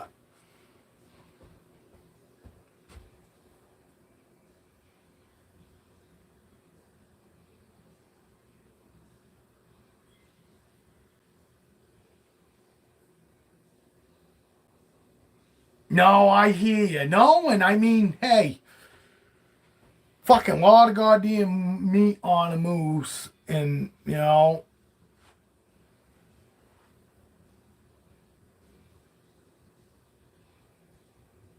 yeah, fucking yeah. We've been buying fucking meat for years now. I honestly I can't remember fucking ever eating any moose either. I could have plenty of times, but I've never eaten bear meat either, and I've had plenty of times I could have eaten bear meat too, but I never bothered trying it. Because it was when I was younger, I could have tried it, and I fucking was like, fuck that. If it ain't deer meat, I didn't want to eat it.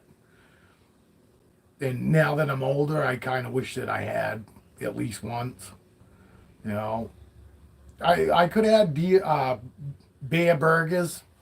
Somebody had. I remember fucking bear burgers being offered up, and I was like, no. And always there was fucking growing up. There was always moose meat, but when there was any kind of fucking dinner, it was moose meat. There'd be fucking deer meat, and you might have turkey, and you might have a fucking goose or some duck. So there was plenty of other shit to where I was like, yeah, I don't need to eat fucking moose meat or deer meat.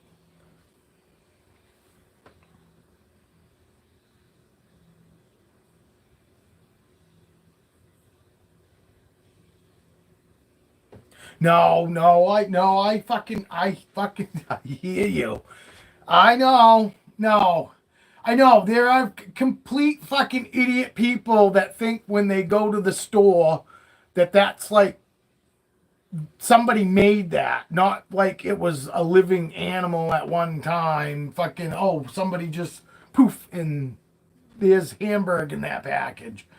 No, and I know, and they might actually really know that it used to be something alive, but it doesn't dawn on them, like you said. It don't. It does. A lot of people go through life not even realizing that some animal sacrificed its life for you to eat, one fucking meal. You know. If that makes me sick, so we don't make me sick. Yeah, we always fucking when we did our deer burger because it's so lean, we'd always fucking mix in fucking regular hamburger with it, so that way when you cooked it, it would stay together in a burger. Cause that was I like my meat lean too. I can't stand to fucking bite into fucking fat or like a fucking thick fucking gristle.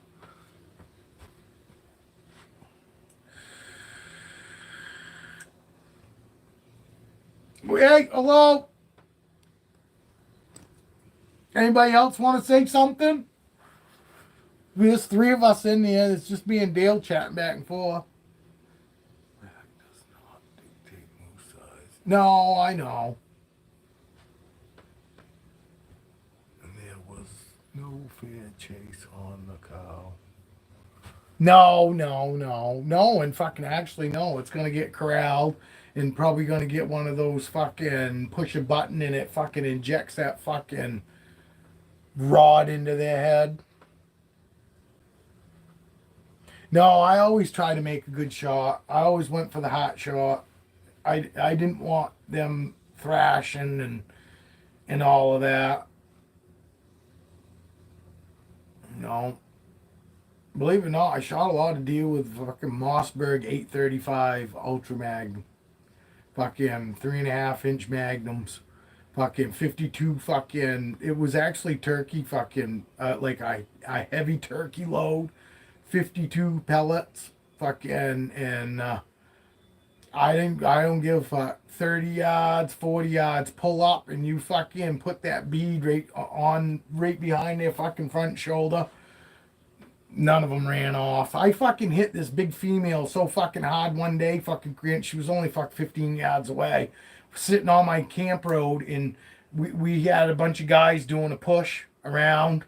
Fucking, and they weren't like fucking running through the woods. They just came up from this area and walking down after they'd go up and they'd sit on the power line, and I'd sit down on the camp road, and after everybody was getting ready to get together to go fucking eat dinner or whatever, they would walk down from the power line through the woods, just a couple guys, down to me on the camp road, and then we'd take the camp road and walk back up to my house, and we'd go have dinner or breakfast or whatever you want to call it. So, but that was the thing. We do that fucking every year, and every year deer would come out to that fucking edge of that fucking camp road, and they'd stop, and then they'd look both ways, and when they didn't see anything, they'd walk out to the middle of the camp road, and then they'd look both ways again, and they always stand right broadside every fucking time they come out on that camp road.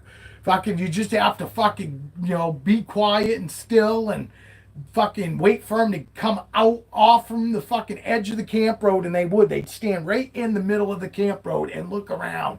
And fucking I shot her, and it spun her around so fucking hard that she broke 3 fucking legs. Because she landed right there in the middle of the fucking road. And fucking when we went to go load her up in the back of the truck, her fucking legs were all fucking flopping. Fucking literally and there weren't no pellets in her leg. They all fucking hit her right here in the chest. But she broke fucking both her fucking front ones and one of her rears. Fucking spun her around so fucking hard. Spun her completely around. Cause fucking that gun, that was fucking, I shot fucking like 6 fucking deer that year when I got that gun. Because it was just so impressive. And when you touch that fucker off, normally they say, oh, when you shooting at an animal, you never feel the gun kick.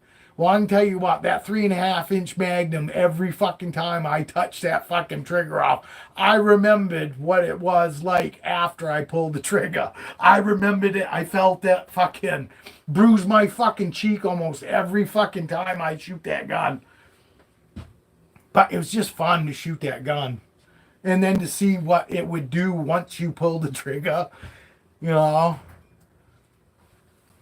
Yeah, I mean, just like when I'd shoot my fucking buddy's fucking, what was it, a fucking 300 mag?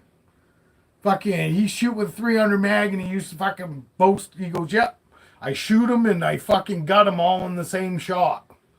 Fucking Ultra Mag, 300 Ultra Mag, fucking something like that, 300 Magnum. Fucking, I never shot with nothing that big. I used mostly 30-30, fucking 308, or a shotgun. I mean, those were the fucking my calibers, 30-06 is a fucking great bullet. It's just, I hunted a lot of bogs. We had 3 big bogs behind the house where I used to fucking live, and having the big power lines sitting on the power lines, I would go for something that shot a little flatter. You know what I mean? Granted, you could hit a twig with a 30-06 and it would probably still fucking hit accurate, as opposed to 308. You hit the good sized twig, and it's the fucking, your bullets fucking way the fuck out here. Yeah, 300 Ultra Mag, 3 shots in the target, and the tree fell down. Yeah. Fucking wicked caliber. Had another guy fucking used, 7mm, fucking 10mm, fucking, I had a buddy that's got a 9mm fucking rifle, fucking beautiful gun. It's got fucking some sort of, it looks like birch, or I don't know. It's like the wood's like gray colored, but it's got all these beautiful fucking like stripes of like the wood grain pattern, but it's like fucking different colors, each one of the levels. I don't know. They must have fucking like,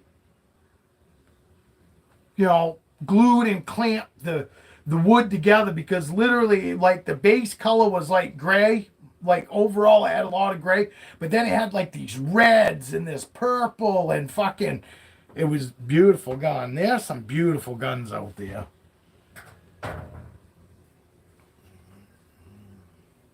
My fucking grandfather's 30. 30 was the first fucking deer, the first gun I ever shot. And it had the old style fucking like round peep sight with the fucking like the frame of the fucking peep sight went down over the side of the top of the gun and then came over, and the peep sight had a fucking screw where you could make the peep sight go in and out and all that. Yeah. And it's an old fucking gun. Fucking the first gun I ever shot was a 22 over 20 gauge under single shot. You know what I mean? I pull the hammer back, and you had to flick the little selector on the fucking top, whether you wanted to shoot the 20 gauge, and if you wanted to shoot the 22 long rifle. It shot 22 mag, 22 long, 22 short. Had the little fucking thing on there. Ever shoot a gun? Tiana, you still in here? You ever shoot a gun? Might not be Tiana. Might be Danielle. They all laughed. They said Danielle said she likes the random stories, but I guess they fucking not everybody's into hunting. I think everybody's into hunting. It's just whether you hunting animals or not. Whether you're into hunting animals. Nah. No, Tiana's still here. Grew up with a family in the military and hunters. There's fucking nothing wrong with that, honestly. Because whether people fucking hunt or not, everybody ought to know how to fucking protect themselves. I believe everybody ought to be taught how to use a gun. You know, the right way to use a gun. All my kids grew up fucking knowing how to fucking shoot a gun. My kids grew up with a loaded gun sitting in the corner in the house. And you know why I never had to worry about my kids? Because anytime my kids wanted to shoot, they had to ask. But anytime my kids wanted to shoot, that's what I did. I took them out and we went shooting. So they didn't care about playing with a fucking gun. You know what I mean? Kids that aren't allowed to interact and aren't taught to use a gun correctly are the kids that are going to go into their parents' bedroom and pull the fucking gun out of the gun cabinet because they don't know that they just know it's taboo. And when you're a kid, everybody wants to touch and play with everything that's taboo. You know? So a kid that doesn't know anything about a gun is going to be more drawn to go handle that gun when he's not supposed to, as opposed to my kids. Dad, hey, can we go plinking? Yeah, let's go. Grab your gun. I had the guns in my possession and in my room until my son reached 16 years of age. Once he was 16 years old, he was allowed to keep his gun in his room, but he still had to ask permission before he went out and took it out of the house to shoot it. But when he was growing up, I kept it in my room. But if my kid, like any of us did, hey, Dad, can I clean my gun because you want something to do with that gun? So my kids would go, hey, Dad, can I clean my gun? And I go, yeah, go ahead. Go in there and grab it. You know, so my kids knew they were allowed to use a gun the way it's designed to use. So when the gun was sitting there loaded in the corner, they knew it was there for protection. It was there to protect the house and to protect our animals because we had fishers and foxes and all that at our old house. And we'd have the occasional porcupine that would stroll through the fucking yard, which, you know, I kill all porcupines I see. They're just destructive, and not only fucking to your fucking dogs if your dogs get into them, but the pine trees fucking, they just murder the woods. So there was always a gun ready in case need be. You know, we lived an 1/8 mile back fucking on a dirt road that opened up to nothing, a big field, and then the river. And we had 3 kids at home, you know, so I want to make sure that if somebody came down to the house, my kids knew how to protect themselves. Because they were kind of in a situation that somebody could have gone down to our place, and nobody would have even known. They'd see him drive by, but they wouldn't actually see who it was or anything like that. They'd just be able to tell what color car and all that when it drove by to go to our house. So I want to make sure our kids fucking knew how to use a gun the right way, how to, when they're around people, how to carry a gun and carry it safely when you're around people. My kids fucking grew up with all that. From the time they could fucking hold a 10-22 fucking up, without having to rest it on something, they were shooting. It was really important to me to bring my kids up the way I did. Whether they become hunters or not, they were going to know how to protect themselves in the right and wrong way, fucking, to use a gun. More so, the wrong way meaning fucking don't do this. Not meaning that I showed them both ways so they knew fucking how to also hold it, to handle it right too, or handle it wrong. But no, all my girls fucking all know how to shoot, know how to take fucking gun apart, know how to fucking clean it. You should have seen Kayla. Kayla fucking saw this 20 gauge fucking single shot that one of their cousins, he's a boy, but their cousin, my daughter's cousin, got that 20 gauge shotgun when he was like 13 years old, and he was like 16 now.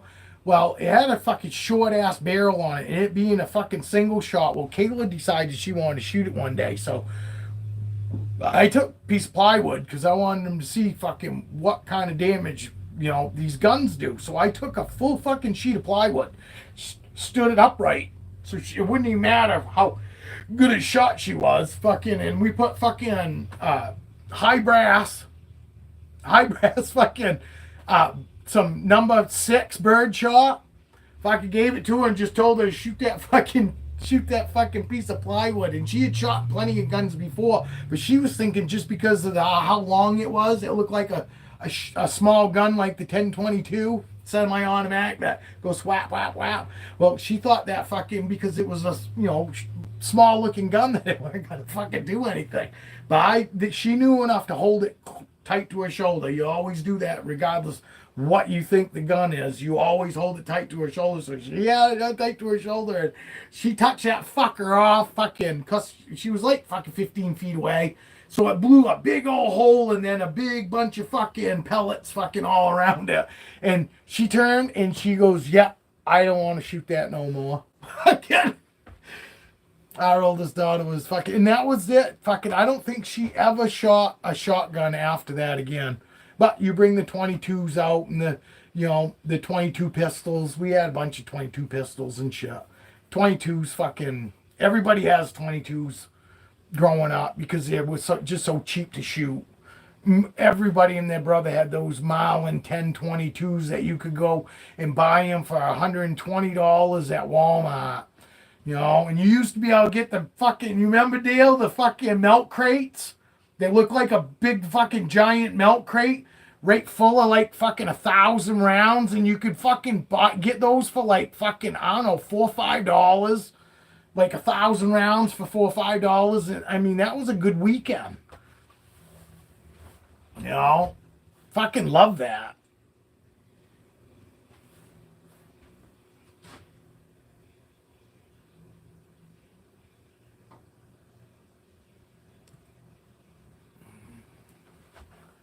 But you can't fucking do that now. It's crazy fucking what ammo is now. I just saw something crazy too, fucking that the state of Maine's putting on a ballot fucking to disarm, to be a disarm state. Did you see that? Yesterday. I saw it on a YouTube fucking news channel that said fucking Maine's got on the ballot a couple of things. Well, for one, they want to start making people wait fucking 3 days. 3 days for fucking, before you're allowed to fucking buy it. When you buy a gun, they want you to wait 3 fucking days now before you can actually take it home with you.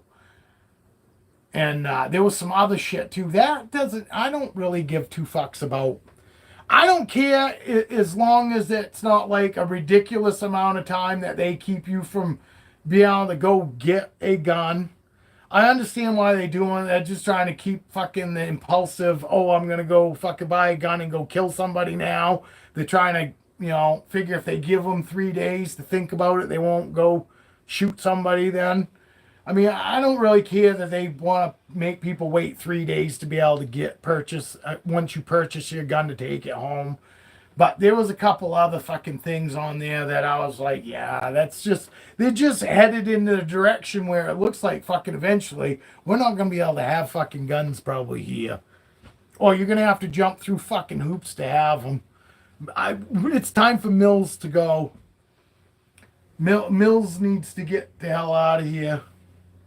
I am too. I am too. And I totally get, hey, if you make somebody, you make that guy wait, but that guy that has to wait 3 days to fucking come to the realization I shouldn't shoot somebody, shouldn't buy a gun, whether fucking it's, an hour wait or whether it's a week wait.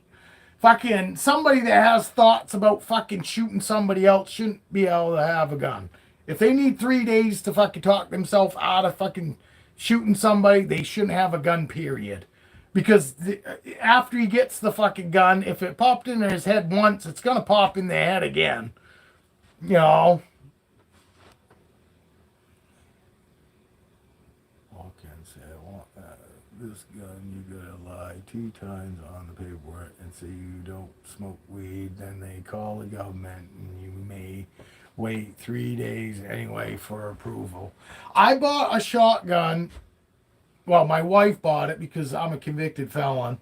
That 835 Ultra Mag, that fucking shotgun, that Mossberg shotgun I bought. Fucking my wife bought it and put it in her name because I couldn't legally own it. We walked out of there that day with that shotgun. When it was DL Flurries down here in Gardner. Fucking walked in there and said, yeah, I want that gun. I bought the gun and an extra barrel so I could shoot steel shot.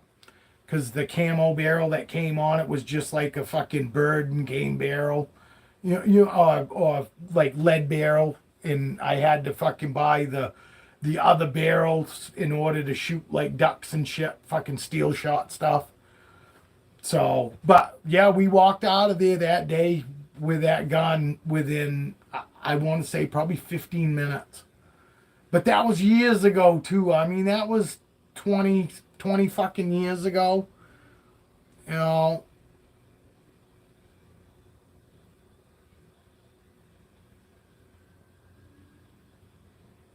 Oh, no shit. Yeah,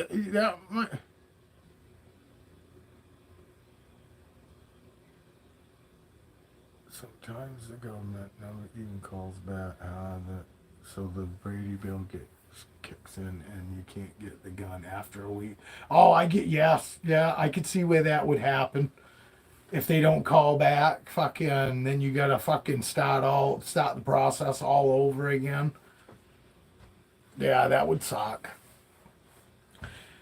I don't know. I understand there's good and there's bad about fucking guns and shit, but I do believe no matter what, bad people are gonna do bad things. Plain and simple. Whether it's fucking people running people down in a vehicle, you know.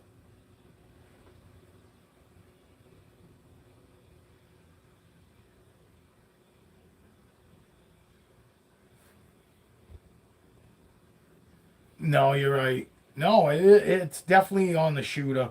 These guns and shit they're not fucking killing people by themselves.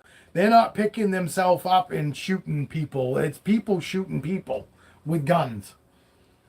You know? But just like I said, there are people out there too. They just don't report on it all the time like they do every time there's a gun, a gun fucking gun death. Well, how about fucking they start telling everybody about all these people that literally run down, people in their car? You know, how many other fucking people fucking did bad shit that fucking resulted in those people dying? It's not just guns killing people. You got over in the UK, fucking over in Scotland, fucking my people that I talked to over in Scotland, there's no guns there. But they got knives, and that's 90% of all their deaths are fucking knife related. Why? Because they're not allowed to have guns. So because they're allowed to have knives, most of all their fucking killings over there are knife related. Go figure. You know? So then they'll take the knives away, and then fucking people will just find a different way of fucking taking people out.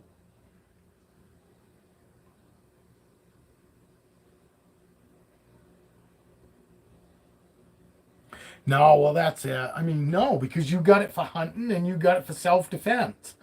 Most people, those are the two reasons right there in a nutshell. Granted, there are a lot of people that have it for the one reason, fucking, self-protection, but most everybody, hunting is normally the number one, and then it's the protection comes after.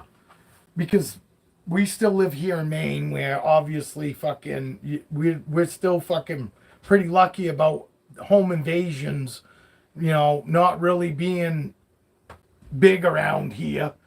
And I agree. I think a lot of it's due because most of every household here has a gun, and people fucking know that. Most people fucking don't have them just so they can look at them. They know how to actually use them and are willing to use them. Oh, absolutely. You're absolutely right.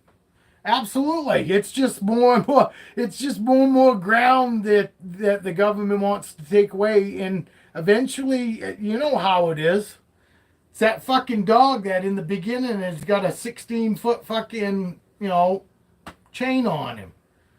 Well, each week they pull him back a fucking foot. Well, it takes a long fucking time at only a foot at a time being taken away before the dog realizes what's been taken away from him. When he's down to about 6 feet of fucking chain, that's when all of a sudden the dog's like, what the fuck? What the fuck happened? And that's the way the government works. They take a little bit each time away to where it doesn't seem like a big deal, because it's really not that big at that point in time. But over fucking a period, give it 10 years, and that little tiny fucking thing is like fucking losing, now we're down to 6 feet of fucking chain when we had 16 feet. If you attack America with the boots on the ground, there will be a gun behind every blade of grass. Truth. We have guns. Yes, absolutely. I gotta make a coffee. I'll be right back. How's everybody doing?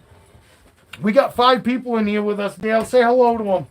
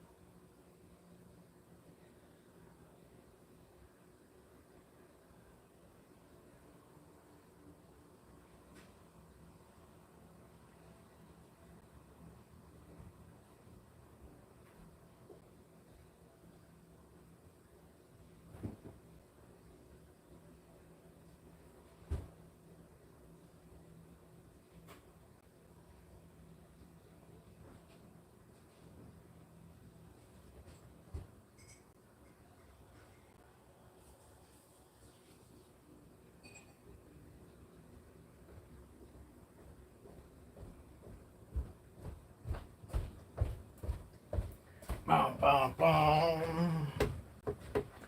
Did you get anybody to say hello? Oh, here we go. Hey, Julia.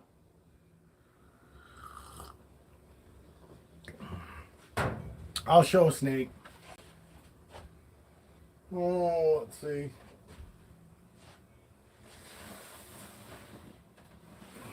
Guys want to see Gypsy? I'll take Gypsy right now. Gypsy was out this morning, but she'll be okay.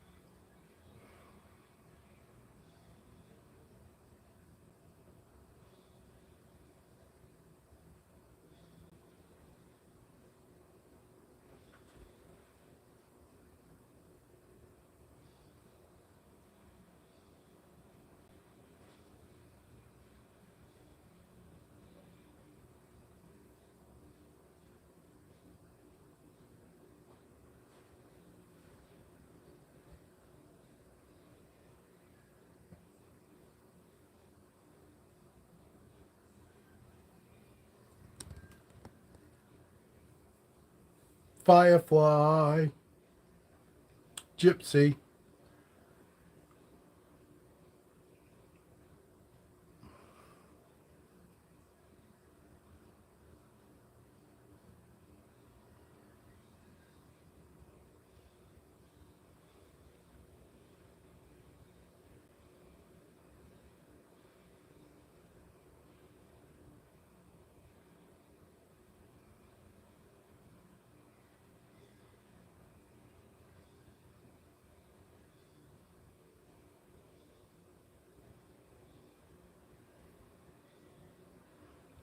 Yeah, she is a good girl. This is a girl that she's kind of shy, but she really likes her dad. Because when, like this morning, when I was changing her, I give her to the wife, and she's good with the wife and all that. But she's one of those snakes that when the wife's got it, she's always reaching out. Because the wife stands over where the camera is, and I'm over here at the table. And Gypsy's always one of those snakes that's always reaching out, trying to get to me. And if I put my hand out, she doesn't even pull away. She like starts coming right to me. And it bugs my wife because my wife's like, I wish you'd stop doing that because she was, if you'd stop doing that, she wouldn't try to get to you. And we could get this done faster. But she used to be wicked running, like super running. Not so much when we have her out like this. It would just take her a long time for her to come out from being balled up. You know, but now she comes right out. But when we go to put her back, normally she would like as soon as any part of her would touch the inside of that tub, she would like go flying to the fucking back side of the tub to the point where she hit the back side of it, it would go boom, and it would literally slide the tub in some because she was just so scared and so nervous.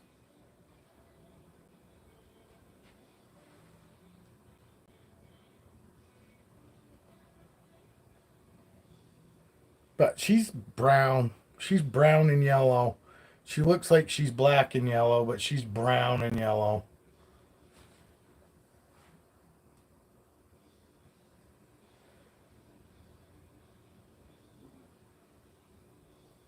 But I like her because she's a really good girl. She really is. She really is a good girl.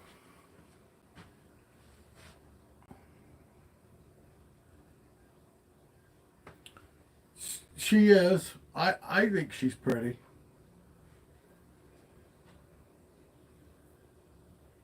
But I've said it in the past. This is the girl I think that's got numbers on her too. Oh, yeah. Right here somewhere.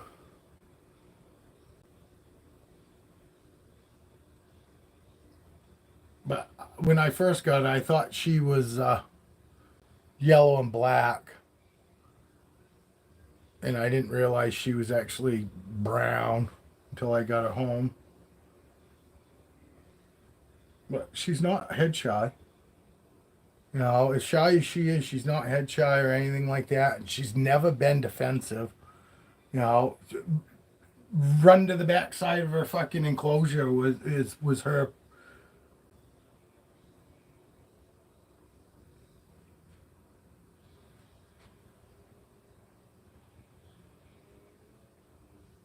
But she's a good girl. She's a beautiful girl.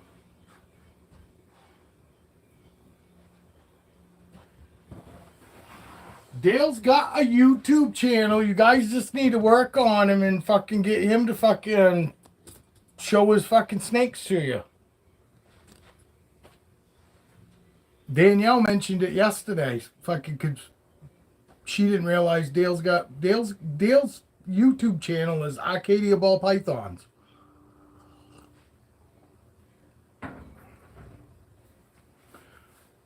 You guys just need to help fucking Danielle convince Dale to fucking shoot some videos.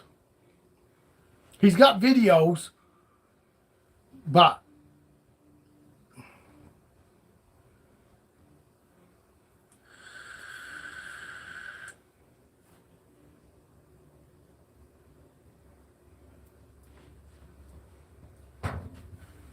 I feel like I've showed everybody.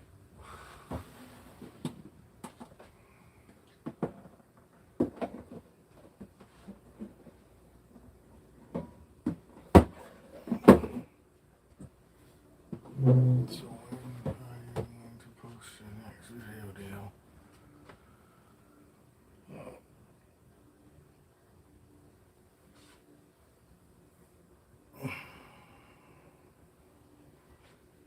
I have event pies, lightning pies, and Enchi pies.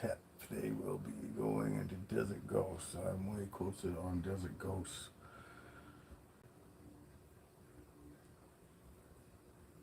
He might do one in 2024. We're in 2024. Okay.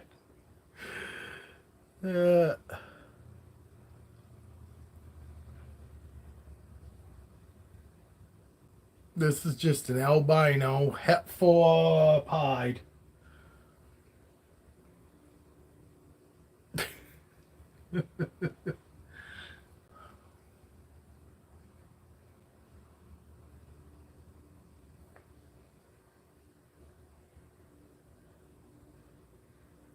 See, pink eyes.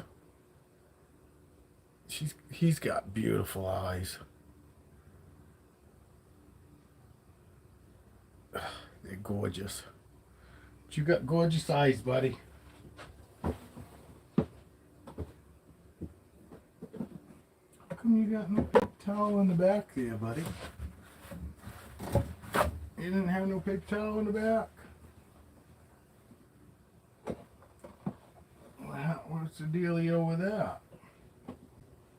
What's the dealio?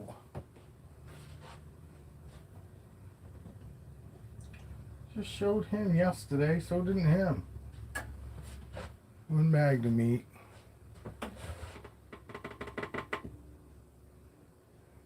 Magnum 8 last Saturday. I think he's in shed though.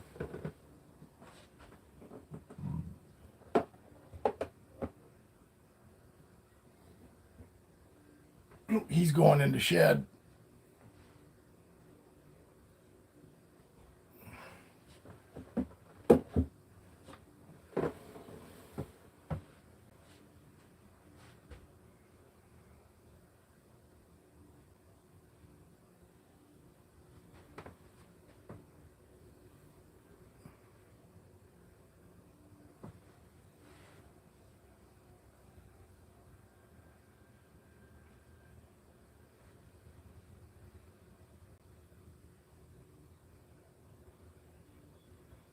Hello, tapping in. Somebody else just popped in. Did anybody see Danielle? Danielle take off?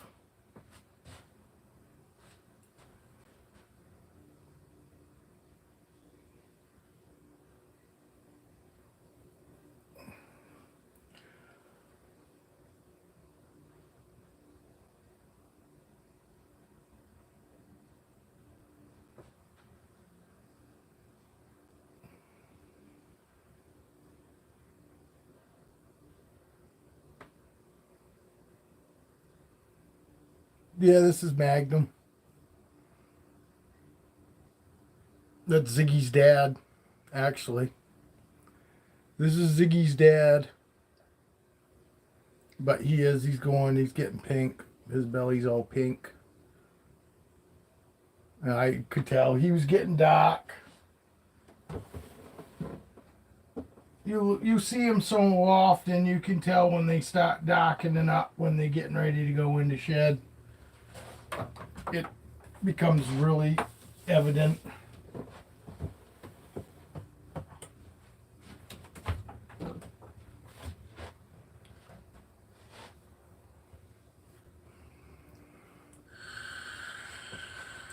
I'm running out of people to show, for snakes to show.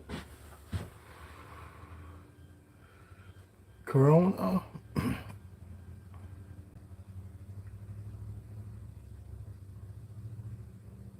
Corona ate last Saturday. I take Corona out. Oh, she peed anyway.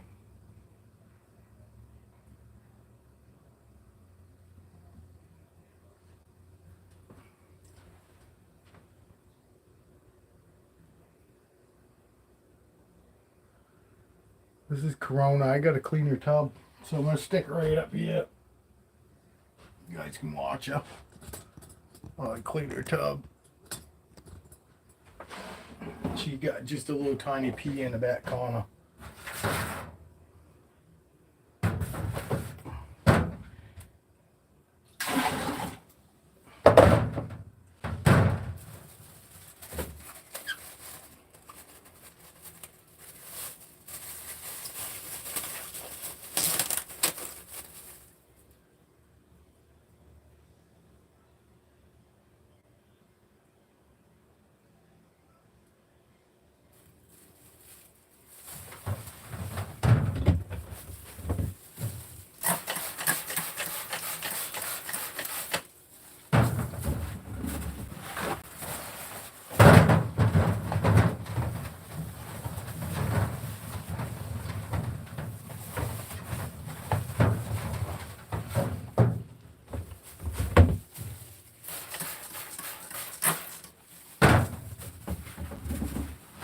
I shoot videos because I have no life in the wintertime.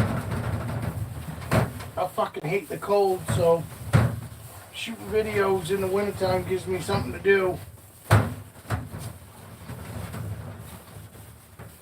And also, like Dale said, I started out doing all my unboxings just so that way fucking I could go back and see how much they've changed over the years. Especially like the IMG. Because I've gone back and looked at her and I can't believe how she's like totally different. She had like pinks and she was really colorful, had some beautiful colors in her, and all those colors are gone. Fucking, and I didn't realize fucking all the colors in her until after I actually looked at the unboxing and started fucking, and then I was like, wow, because she was a lot lighter.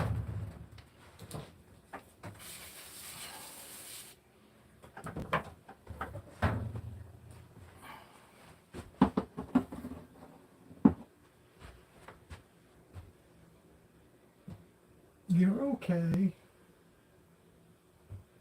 You're okay, girl. What are you doing?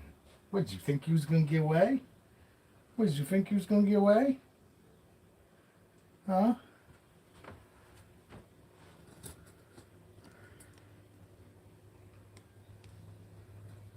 Yeah, well, like Capone too, my banana G-stripe, he was super orange, and I love to go back, like you said, I love going back and seeing how much oranger he is. You know what I mean? There are a lot of my fucking snakes. They do like my clowns. You know, clown stuff was a lot brighter when they were babies compared to, what Duchess looks like now. My fucking clown Hepfapide, fucking, she's really dark.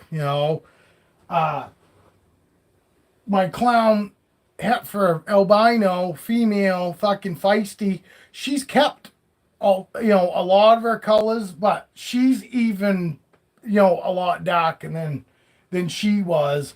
This girl is probably I can't really remember but I almost bet money she was more colorful. I bet she was brighter. Not that she's like dull now, but I'm almost guaranteed this girl right here was a lot brighter. Probably her oranges on her sides were brighter too.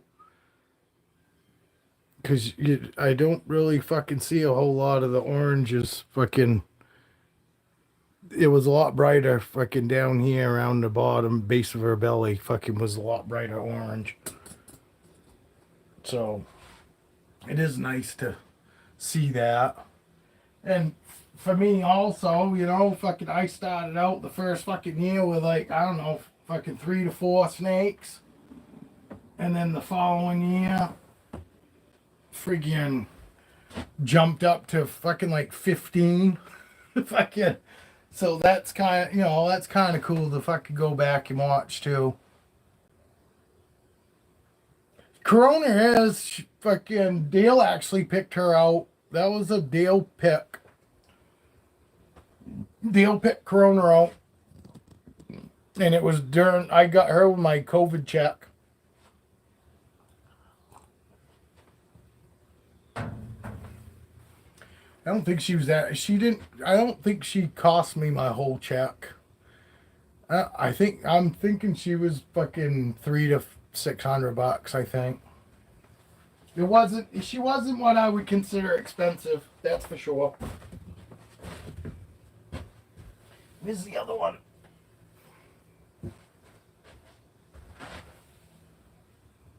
Oh, I know where it is. It's over there.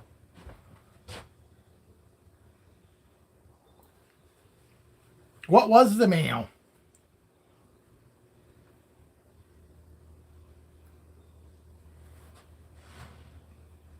What was the mail that fucking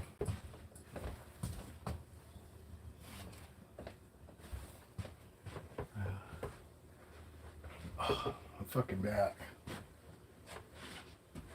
My back feels like it's right on the verge of fucking like cracking or popping.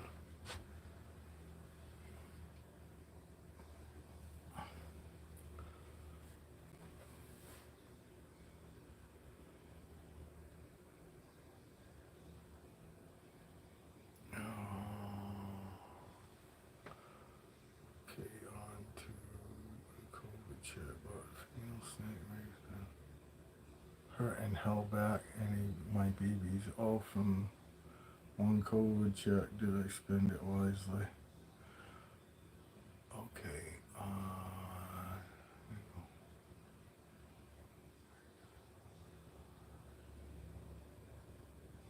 Actually, I'd say that fucking was a good deal. I can't. Took your COVID check, fucking got held back a bunch of babies. What did the mail have in it that you bought for fucking Corona? I don't remember.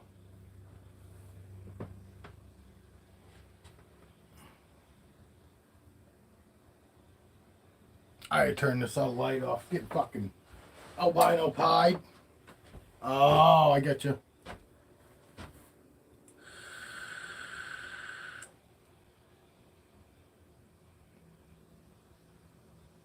She's not grown very fast. She's one that if I try to give her fucking any bigger than the same size as her, she won't eat it. And I also have to make sure she grabs it by the fucking head. If she don't grab it right by the head, like ready to swallow, she'll drop it every fucking time. Took me this long to come to the realization that's what was going on too. Because I just thought I wasn't really paying attention to where she was grabbing it. And yeah, she's one, if she grabs it behind the head or anywhere where she can't automatically start swallowing it after, she'll drop it and then it's like she can't find it. You know what I mean? Because it cools off. She's one of them hug it, hold it forever kind of girl.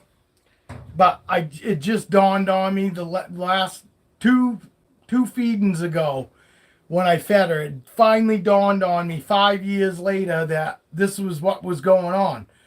I got to get her to grab it by the fucking head. If she grabs it right by the head where she can, start swallowing it right after, she fucking swallows every time. She's done it 2 times. The last 2 times that I made sure she grabbed it by the head, I haven't had to reheat it. Every time before that, almost every time, I have to reheat it in 2 to 3 times.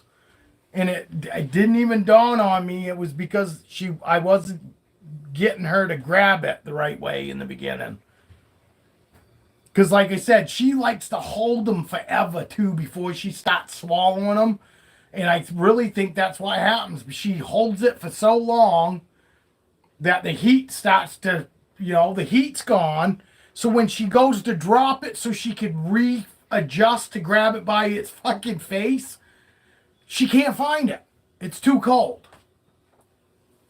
So, but the last 2 times that I've made sure she grabbed it by the head, I haven't had to reheat it. So that I'm going with it. I'm going with that's what the deal was. Dale, did I tell you, leopard didn't eat again this last feeding, which is not normal for her. She's never refused before, ever. She's always eaten every 2 weeks, like nothing. And let's see, I can tell you how long it's been.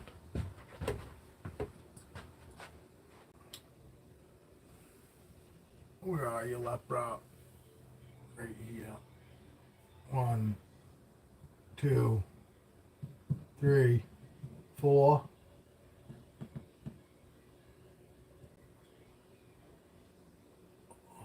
5.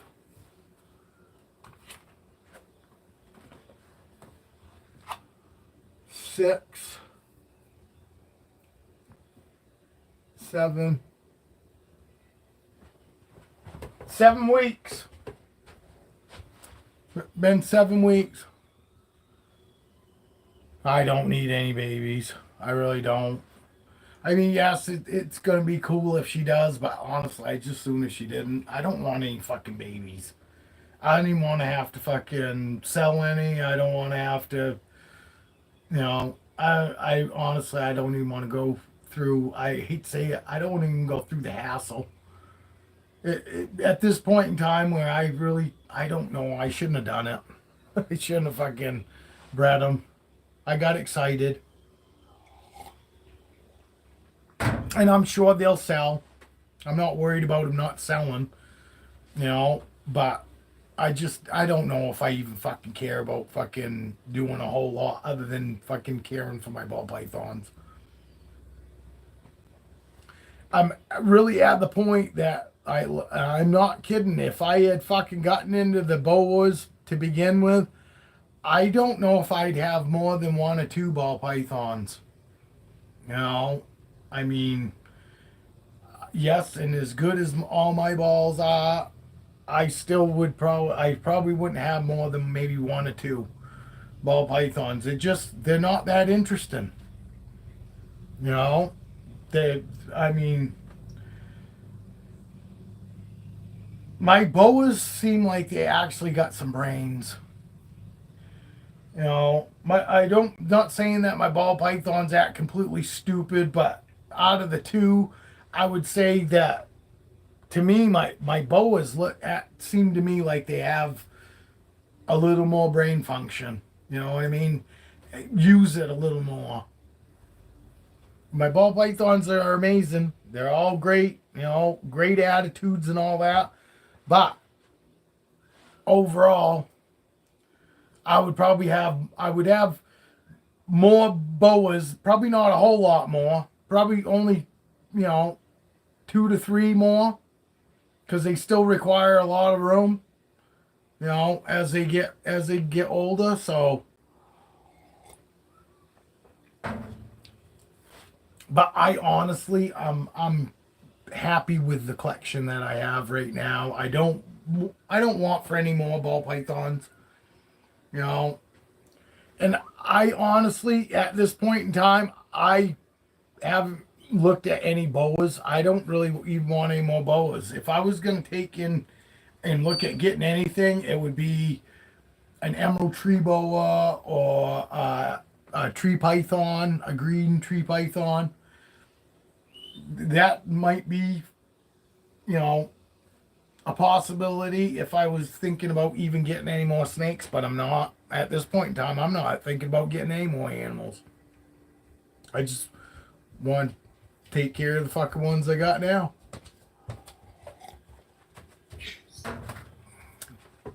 That's what makes me happy. Just taking care of these guys. I've been taking care of them. Every year for the last 5 years, I've been coming in here first thing in the morning, in the afternoon, and at night before I go to bed for 5 years, every fucking day. And it's natural. It doesn't even seem like I don't even have to think about it anymore. I get up in the fucking morning and there's no thought about, oh, what am I gonna do? My brain, I just come down here. I come down here, I go through everybody's tubs, make sure everybody's good, and then I go on with the rest of my morning, and then I'm back in here fucking around lunchtime, making sure that nobody fucking, they don't need any humidity or don't need to be changed, fucking, and then I'm good till probably about 4 o'clock, and then I come back in here again at 4 o'clock and go through, make sure same thing.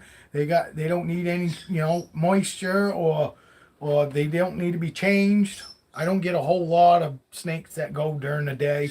Most of mine go first thing in the morning or overnight.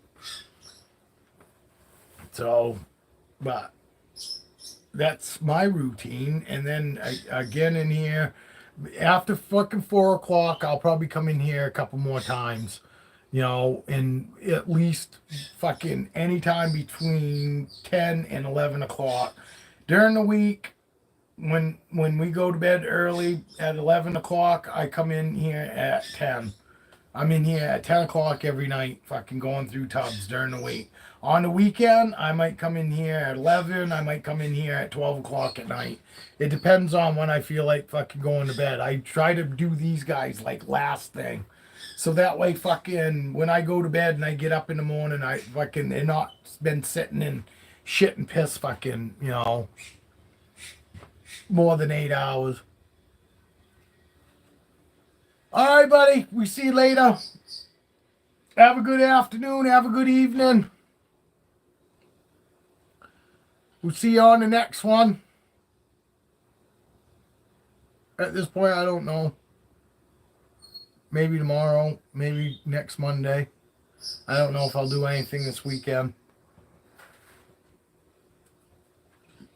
Should do a sit down and fucking and just hang out and talk with the wife.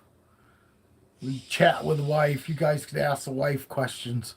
What it's like to live with fucking somebody that has so many snakes. All right. Who's in here? Who's still in here? We lost Dale. Tiana. Julia.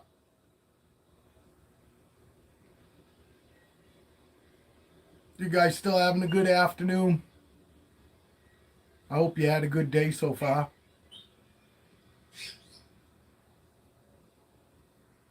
No, not here. Today's rain, Tiana, in I don't know, high of 50. Tomorrow is going to be overcast, I think 55, and it's pretty much the same for the weekend. Low to mid 50s and overcast, cloudy. You too, Julia. Have a good day. Thank you for joining us. Appreciate it. But yeah, honestly, Tiana, we haven't had good weather. What I consider good weather for this time of year yet.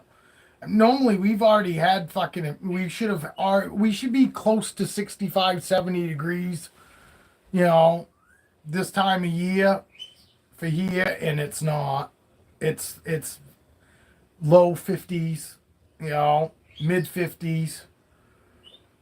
We've had fucking a few days that have gotten 60, but it doesn't feel like a 60. It feels like that fucking spring not spring, but the fall 50.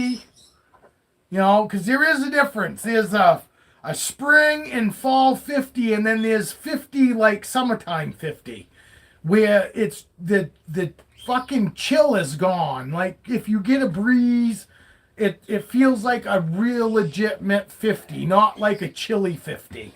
And right now it seems like a chilly 50. Like the fucking winter chill is still in the air, you know what I mean? Well, you might not know. You probably don't even have one. I don't remember. It's going to be overcast. Sounds like it's going to pretty much be kind of the same way here. I don't know if it's necessarily going to rain all weekend, but it's supposed to be overcast and cloudy, so it's going to look it. You know what I mean? It's going to look like it's going to rain for sure this weekend. Whether it actually rains, I don't know yet. I looked this morning and I just saw overcast and like a slight chance of a rainstorm or something. I didn't see anything fucking definite.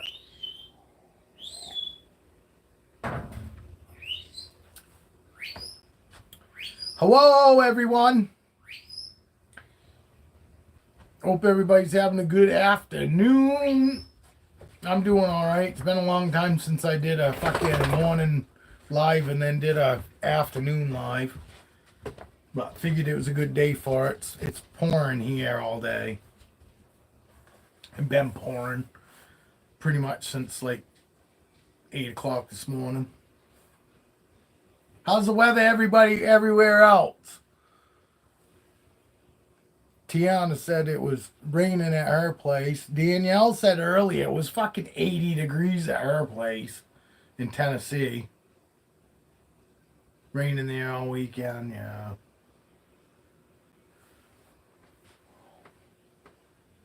It might as well be raining here all weekend. Because it's going to look like it from what I saw. It's going to look like it's going to fucking rain at any point in time, at any time. Whether it does or not, it's going to look like it. Oh, I'm pissed. My gauge stopped working. See, it's all fucked up. I don't know if the humidity did it to it. I put a brand new battery in. So it's not the battery going dead. Damn fucking LED.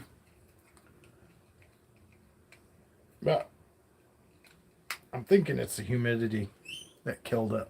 Did you guys just hear that? Snake just farted. Seriously, it wasn't me. As soon as I said that, I go, yeah, somebody's going, yeah, he's trying to blame it on the snake. No, it was the snake.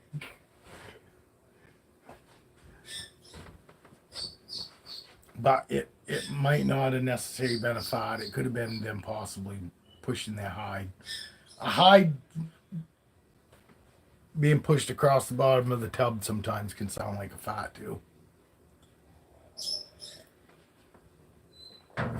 But I swear it wasn't me, it was the snake.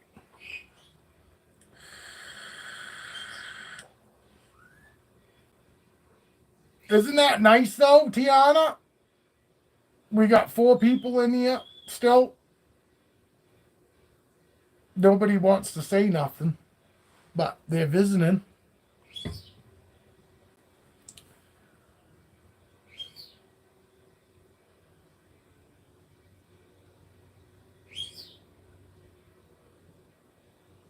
How hot's it normally get there, Tiana? Like on the hottest part of the summer. How warm does it get where you're at? I don't even remember. I can't remember if you're Ohio, Texas. I can't remember, I'm sorry. But how hot's the summer get there? I mean, we could get anywhere from, 100, 103. It don't stay hot like that. And we'll only have maybe 2 or 3 days that might get that hot. It's 70s, but raining. It's nice-ish rain. It hurts my joints. Yeah, I'm at the age that it hurts my joints too. 110-ish with 8. Yeah. We're the same way. Humidity is a killer here. It's always fucking wicked humid. It's fucking always 75% to 90% humidity here in Maine. And it's brutal. It's the humidity that kills you. You know, because I don't give a shit. 80 degrees out with 90% humidity feels like it's fucking 120 degrees out. So, yes, it sounds like you kind of get kind of the same weather we do. But like I said, we might 100 anything over 100, we don't get like weeks of it. We get like 3 to 4 days that will be up close to that. You know what I mean? But we don't here in Maine. We don't. The normal isn't 100-degree weather. You know, I would say fucking 80 to 90 degrees. You know, 90s is basically that. Yes, I know. Is there? It's fucking amazing. You cut out the humidity and you go, holy fuck, it's actually 80 degrees is beautiful. But you add that fucking humidity to it and it's brutal. It's hard to breathe. Fucking, you know what I mean? You're like, I don't feel like doing jack shit when it's like that. So, I know you're a youngin', Tiana. So that just means I'm telling you, if you fucking don't like it now, wait till you fucking hit my age. You get my age and you're gonna be like, I'm fucking done with this shit. You know, and that's it. We was talking earlier, me and Danielle, we were talking earlier, and you might have been in here too, where I said, you know, as much as I hate cold, at least with cold, you can put more shit on. But when it comes to heat, you can only take so much shit off. And you're still fucking hot. You know what I mean? And that's the one thing that I hate. Oh, absolutely. Yes. You get under any trees around here and the humidity isn't like killing you. You can feel the cool come off the trees. You feel literally like the cool is dropping onto you from the trees when the humidity is. No, because I don't like to ride 85 degrees and over. I won't even go out on my bike. It's too fucking hot. And it's because of the humidity. Because I tell people, they go, oh, well, you know, when you stop, why don't you just get in the shade? I don't give a fuck. You go in the shade and it's 85 degrees out and it's 85% humidity. It feels like it's 100 degrees in the shade. There's nothing. You got to keep moving. Because even a fucking warm breeze feels better than just sitting underneath a fucking tree in 85-degree heat in the fucking humidity. You gotta have. What's up, fucking Geo? What's new? What do you know? You been in here this whole time and just not been talking? Because I noticed that the counter didn't go up when you popped in. You fucking acting like Gandalf? Outside feeding crows? I got a buddy of mine that fucking feeds crows popcorn. And he goes out there and crow calls them. And you just popped in? Huh. Maybe you haven't showed up yet on my fucking counter because it's said that we had 4 people in here this whole fucking time. Even after the fact that you said, hey, what's happening? Or whatever it was. What's up? What's up? Hey! Anybody that's in here and that hasn't given me a like, could you hit the like button, please? I would appreciate it. They might not even be able to talk English. They might not even know what the fuck's coming out of my mouth. They might not even understand me.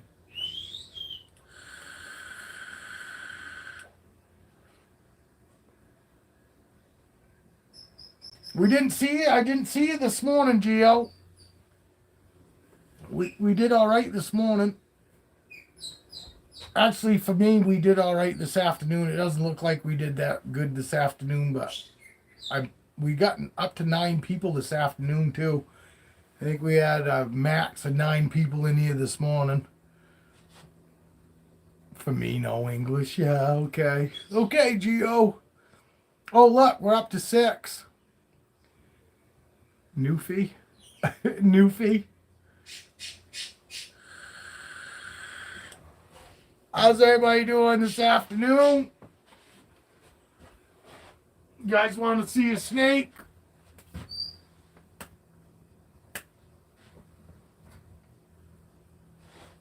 Or did you just come to hang out?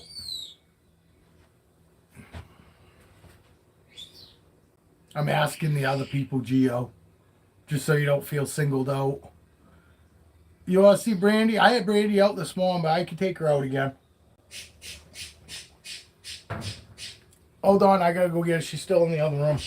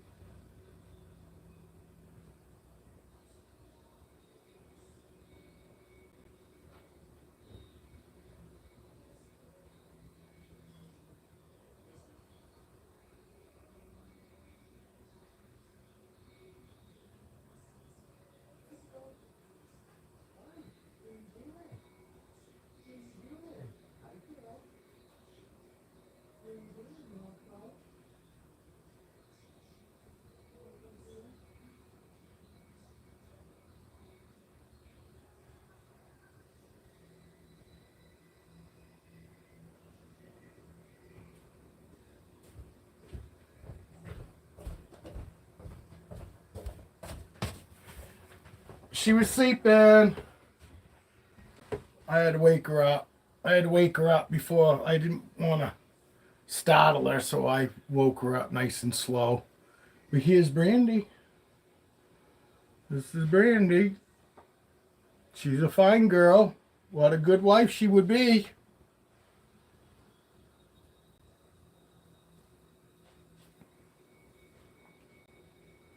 Look how shiny she is. All the normals, for some reason, are like super shiny.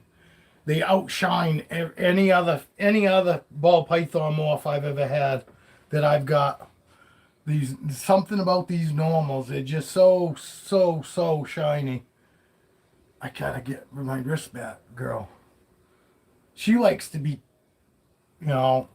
she likes to be cuddled like a baby. Honestly, she's not much for. I mean, she'll sit up around my neck, but she moves around a lot more when I have her around my neck. She prefers if you just fold your arms together and just let her sit fucking and lay in your arms. And she's such a fucking good girl. I had Cleo out earlier to show the difference. She's got a lot prettier, lot lighter colored browns. You see, she's not head shy either. I mean, she's not. She's gotten right used to fucking us. Come on, girl. I'll take Cleo out again so you guys can see the. I'll let you see the difference in color variations in the normals, because this girl is 15, 16 years old. 60. I'm gonna be 16 years old this year, and Cleopatra is Cleo is 11 this year. Yes, Cleo's 11.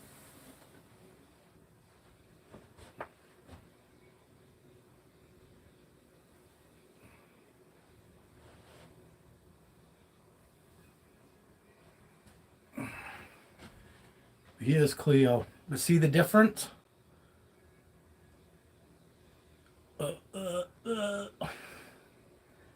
But this is the young one. Cleo in my hands is the younger one. She's 11. This girl's squeezing me. And then and this girl, we just poked her in the nose. And this girl here is gonna be 16 this year. And see the size difference? Cleo's bigger around than this girl is. And this girl's actually older than Cleo. Cleo fucking... And she's a great eater.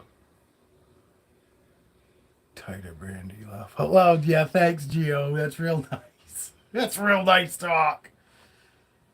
But I got 3 normals now. Hey, Evan, buddy, what's going on?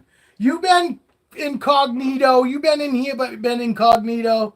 She is considered, look, 11 years old, fucking 16 this year. But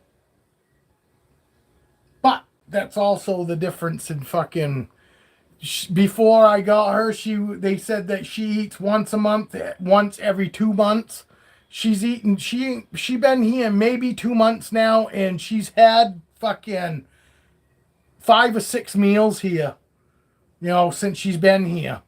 For which is obviously a lot for a snake that was only eaten once every couple months. To once a month to once every 2 months.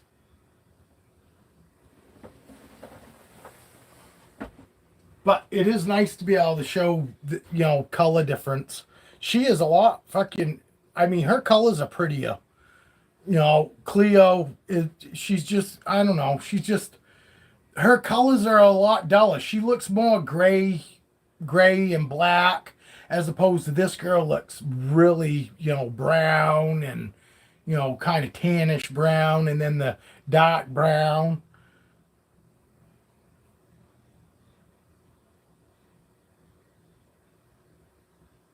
Yeah, I mean, she's starting to get better about it. I mean, she's still... She right now is finally starting to get to the point when... Because she wasn't used... You could tell she wasn't used to, like the rest of my snakes, me opening up and giving them pats, and then closing them back up. You could tell she wasn't used to that. She was used to probably being reached in and just taken out. Because I could tell in the beginning when I'd reach in and I would just pat her, she would like get all stiff, and she'd lift that part of her body off the bottom of the tub. You know what I mean? Like she's like going, "Don't touch me." But she's come right out of that now. She's got to the point where she realizes, oh, this is just normal, because I reach in and pat her all the time too now. But literally... You see how cheesy that fucking lock is? That's the only thing keeping her in that fucking tub in the kitchen, and she doesn't even try to get out. Because I can pull up on that tub and pop those fucking locks off easy. I mean, literally fucking... And if you pull up in the middle of this tub...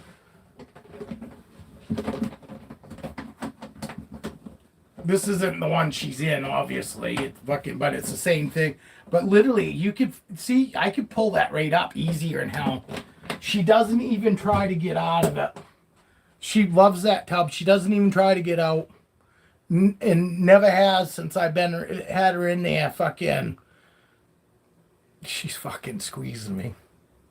You're squeezing me, girl.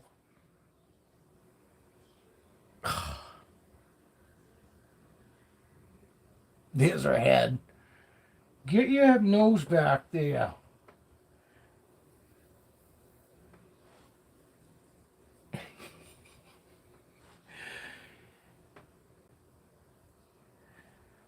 Well, no, but that's what I was talking about earlier. Come on. I was talking about that earlier. Fucking...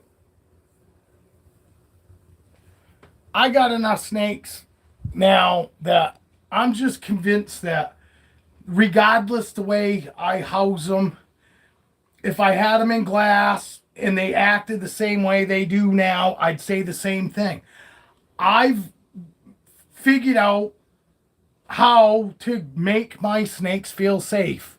That's why my snakes fucking are as chill as they are, is just because they feel safe. Regardless how I fucking keep them, they feel safe. If, like I said, if I had them in glass and they all acted super chill like this, I'd say the same thing. Obviously, all my snakes feel safe. And that's it. That's the whole reason these guys act the way they do, is just because they feel safe. And that's just it. When they feel safe, fucking there ain't nothing you can't do with them. With this girl, I can't take a whole lot of credit for her, because obviously the people that had her before me did good by her, did right by her, because she's not afraid of people at all. Oh, I gotta go plug my fucking phone in. I gotta go get my charger. Be right back.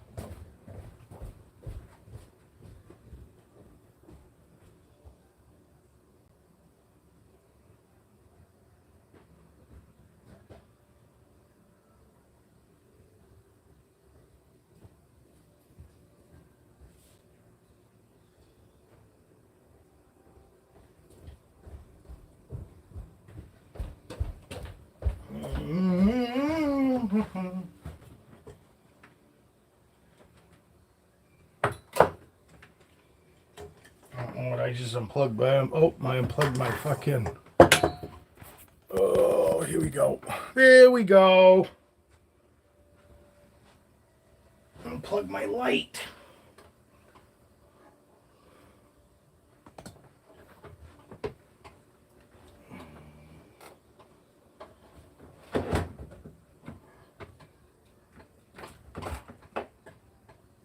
Yeah, now my light's plugged back in. There we go. We're back. All right, what was you saying about white snake, Evan? I see, caught it out of the corner of my eye.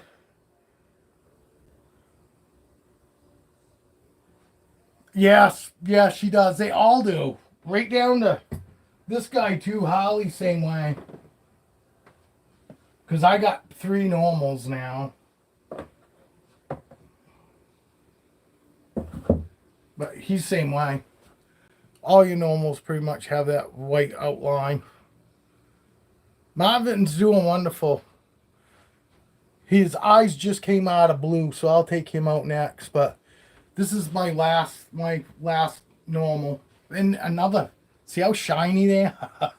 Something about the fucking normals. They look like somebody just takes Pledge and like cleans them, waxes them every day. They're the most shiniest snake I've got. They are super shiny. And I don't know what the hell it is about them, but they are, the normals are just shiny. Like waxed shiny. But I'll get, that's Holly. That's Holly snake.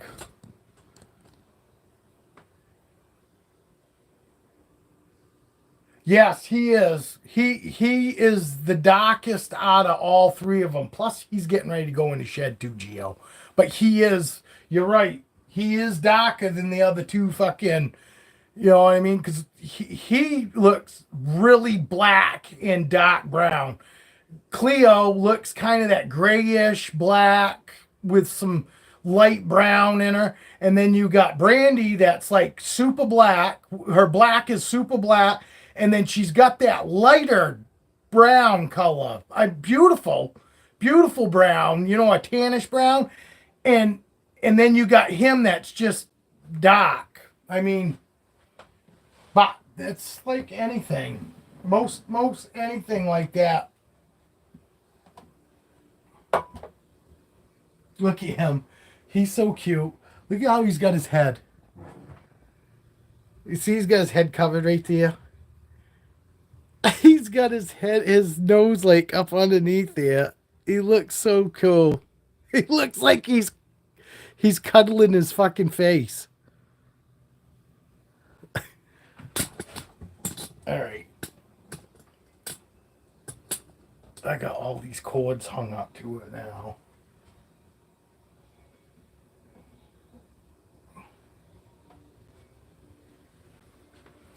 There's Marvin.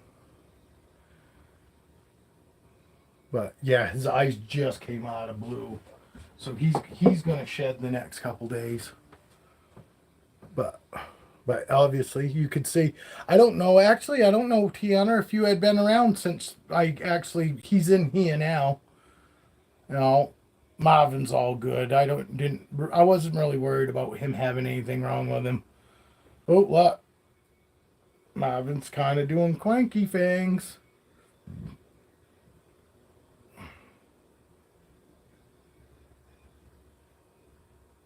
See? So there you go. That's the first time I've seen really any signs of like spider signs in him. I've said that he's got a little quirkiness to him, but that's the first time I've seen that. Let's see what he does. And I mean, it could be a mixture of everything. You know, him getting ready to shed and all that. Don't you do it. That's what he did the last time. He was looking right at my hand the last time when he decided he was going to bite me. Little fucker. No, you don't need to do it on camera.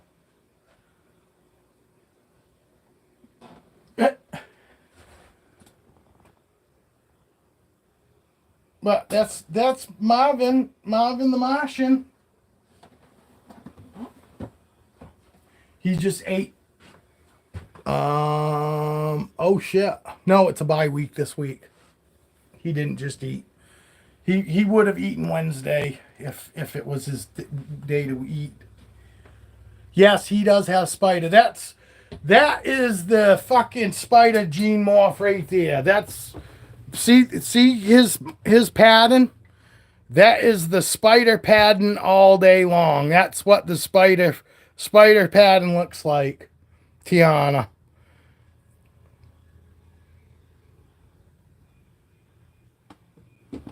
But yes, he's got spider in him. But he doesn't really that's the first time.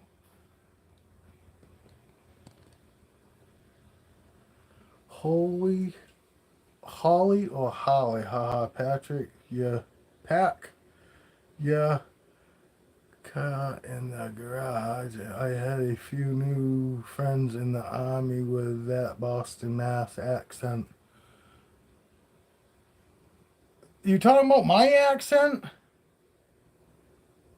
Missouri sleeps like that. I get a lot that will fucking like cover their head. You know what I mean? Almost like fucking like an arm over their head, but it's not. It's their body over their head. You know, or it'll be just the tail, like the tip of their tail be over their eyes. Holly, laugh out loud. Holy Holly, heck yeah.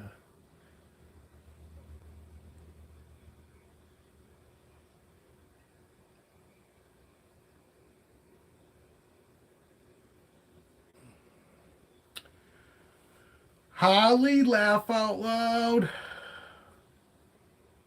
Holly or Holly? Holly. Holly. Holly is my normal. I don't have any holies.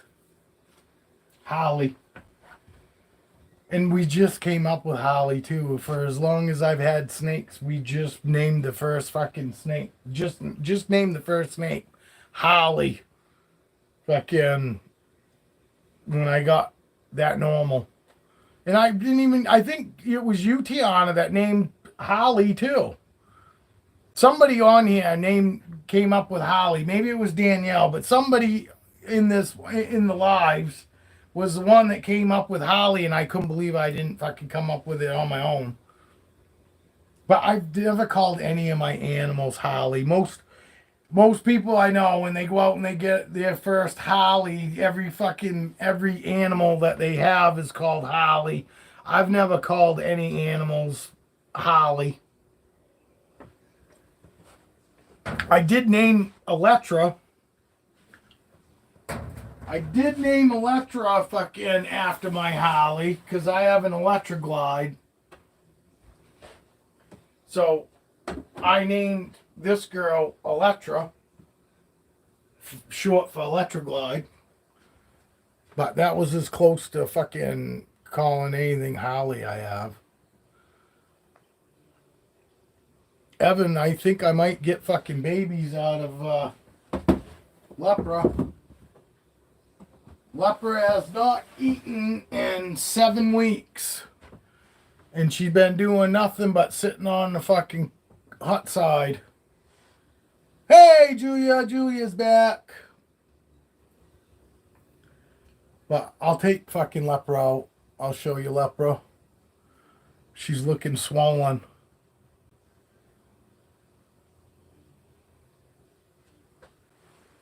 Oh, that sucks, dude. My last 2 dogs fucking cancer. One was prostate cancer. My fucking red nose pit bull died of I just said it. Not pancreatic cancer, the prostate cancer. And then my American Bulldog had some sort of cancer too. Fucking, and basically took his spine out. Fucking, he managed to make it to 14 years old. No, 13. My American Bulldog made it to 13, and my red-nosed pit bull was 2 months away from being 15 years old. Fucking, when we had to put him down. But here's Electra. But I'll take Lepra out so Evan can see. You still in here, Evan? You still here? It's a bit weird that dogs and cats can have the same disease like us. Yes, it is. But I'm telling you, fucking, it's weird. I had those 2 dogs at the same time, and they died within 2 years of each other. My red nose died, and then 2 years after, I fucking had to put my fucking American Bulldog down because he lost function in his ass end. Basically, couldn't walk. He'd like sit up with his front of him, but he couldn't get his back end up. And if I lifted his back end up for him, when he stood there, he got all hanky leg. Looked like his ass end was drunk. Like, you know, couldn't follow the front of him. And he'd fall down. And it tore me up because I could see it in his eyes that it pretty much fucking... The morning that he fucking couldn't get up off the floor, instantly I could see the concern in his eyes, like he had lost his worth. Like, I'm not worth anything no more because I can't do nothing. You know what I mean? And I saw it in his face that basically he gave up. Fucking, when he couldn't get up, he knew he lost his worth. You know? It is hard. It's hard when fucking my dogs are everything to me. And I don't give a fuck. There's no woman out there that will ever be an act. And I'm not saying you should. For any women that are in here, I'm not shitting on you. But there is no woman out there that's gonna fucking ever be as good as fucking as any dog is to their person. You know, my wife is still fucking nowhere near as good to me as my dog is. You know. My dog fucking, I swear to God, fucking loves me more than anyone on this fucking planet. And all my dogs have been just like that. Literally, there was no question. My dogs love me more than my fucking wife does. You know? Perfect example. My wife is not going to sit in the fucking truck all fucking day long. And when I come back to the truck, going to be like, how you doing? My dog will. You know, no, it goes both ways. Exactly, Julia. It goes both ways. There's probably no fucking guy out there that's ever gonna treat a fucking woman as good as her dog either. You know, it goes both ways. If you are a dog's person, there is nobody on this fucking planet that is ever gonna love you even remotely close to what a fucking dog will do for you. I mean, they literally will fucking give their life up for you. I can tell you right now, my wife's not going to be like, oh, you're going to shoot my husband? Let me run and jump in front of this bullet. And do I expect my wife to? No. Would I? Absolutely. But that's just the way us men are. We're built that way. Most of us are fucking a man's man, meaning that fucking we are here to protect women. I'm here to make sure that women don't fucking, you know, get fucking abused in any way around me. And I'm not the only one. There are plenty of fucking guys out there that feel the same way I do. I'm not just here to help and protect my family. I'm also here to help fucking protect fucking females out there.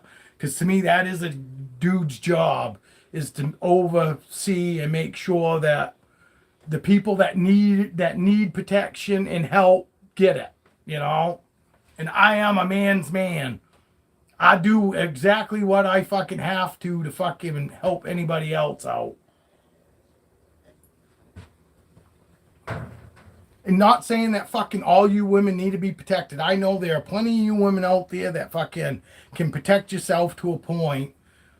But just know that if you ever need anything and I'm in the area, I'm gonna fucking be there to help you.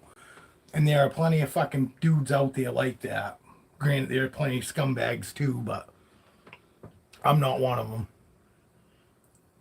You know.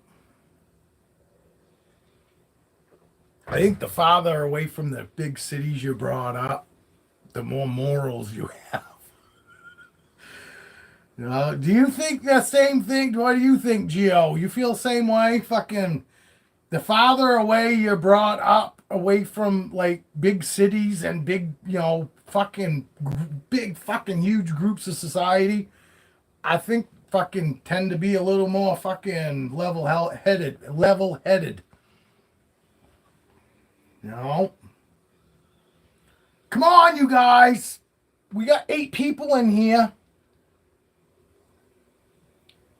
You could say hi. Let everybody know who's in here. Give everybody a chance to say hello.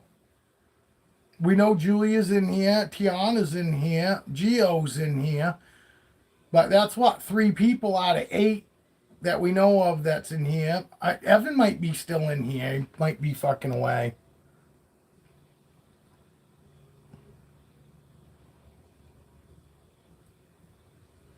Some of these motherfuckers might be people just wondering, coming in to see if anybody's in here talking about them. I'm not like that.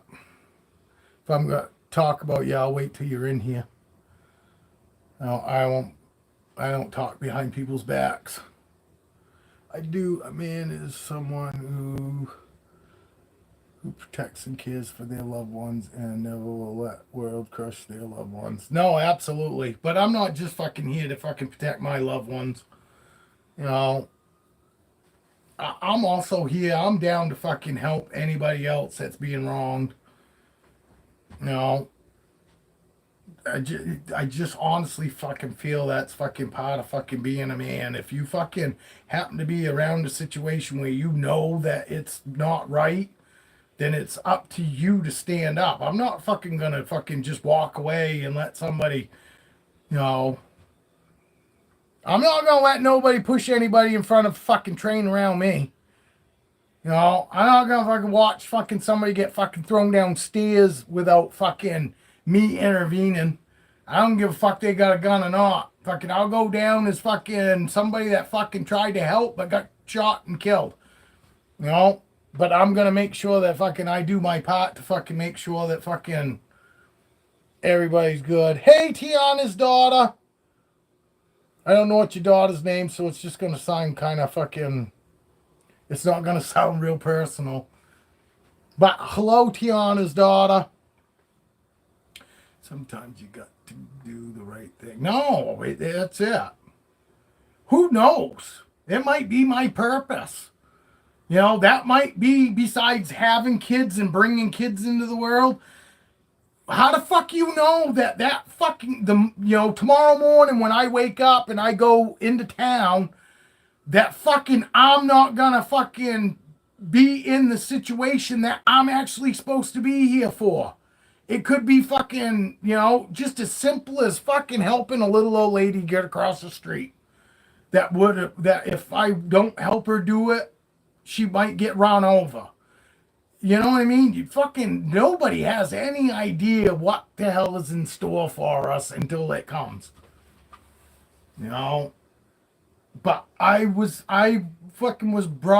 born a fucking dude, and I was brought up to that a dude has responsibilities, and fucking protecting fucking people that need fucking protecting is why fucking men are here. I think, to me, not everybody wants it, and that's fine. But I'd still fucking gonna do my part. I don't know how many fucking times I fucking go and grab fucking some guy fucking because he's pushing his old lady around growing up in high school and shit. Go to parties and this guy would fucking, I don't really give a fuck what the girl did, because to me, whether she puts her hands on a guy or not, no, I don't agree with it. But he absolutely has no right to retaliate and put his hands on a girl. Just not happening. More than restraining them to keep them from beating the shit out of you. No, there's no reason fucking any guy should be putting his hands on a woman. Definitely not be hitting them. Plain and simple. That's bullshit. New people to the stream are thinking this dude don't talk about snakes. What the fuck? Hey, dude, we already had this discussion earlier. We wasn't talking snakes this morning, and I had like 25 fucking views. We had 9 people in here. Christ, yesterday we were talking about shave fucking bugs. Fucking, we talk about it all here. And it was, what, 4 or 5 women in here. We got on the can't stand fucking hair in your face. That's how it all started. 41 thing. Neither of my brothers would hold a snake, yet they seen me hold some very large snakes and they cringed. Oh yeah. I used to too. I fucking used to fucking scream like a little bitch when it come to fucking seeing snakes. Damn, you ran out of paint? Luckily it ain't raining there, Skeeter. It's been raining here all day. All day. But wasn't it raining? It was raining there yesterday, weren't it? And it weren't raining here yesterday. Hit your balls. They bring the ladies, wink. Yeah. No, it gets to a point though, dude, where I'm talking snakes all the time, and a lot of people, because Danielle says talk about whatever fucking whatever, because I was like, oh, because Skeeta asked earlier. Skeeta was like, hey, what do you think I should do? Do you like it when I joke around, or do you like it when I'm more serious? And I told Skeeta, you're better off just being yourself, and if you feel like being funny, be funny. If you feel like being serious, be serious, because you're going to have people that are going to want to watch you when you're funny, and there are going to be people that aren't going to want to watch you necessarily when you're funny, only when you're serious. You can't please everyone. The biggest thing that I find that puts people off is when when you feel like you're fake. When you feel like you're not who you really are. Yeah, it's fucking, see? Geo fucking watched you live too, buddy. Skeeta, because you just said fucking sorry about your fucking cabin. No, we were talking about it earlier, and fucking Danielle said she was there for it all. Evie said the same thing. She goes, I'm here for stories or whatever, because we were I was telling stories this morning, real life stories. Fucking some people like that shit. And I had more people in here when we was talking about just bullshit than when we started talking about snakes. People started leaving again. So it's hard to say. And then tomorrow I might fucking be talking about whatever and not anybody watch. You know what I mean? It depends on everybody's mood, I think. And I myself am kind of, I'm not I'm not really into breeding. I'm not probably going to breed any snakes after. If I these two girls don't fucking end up doing anything for me, I don't care.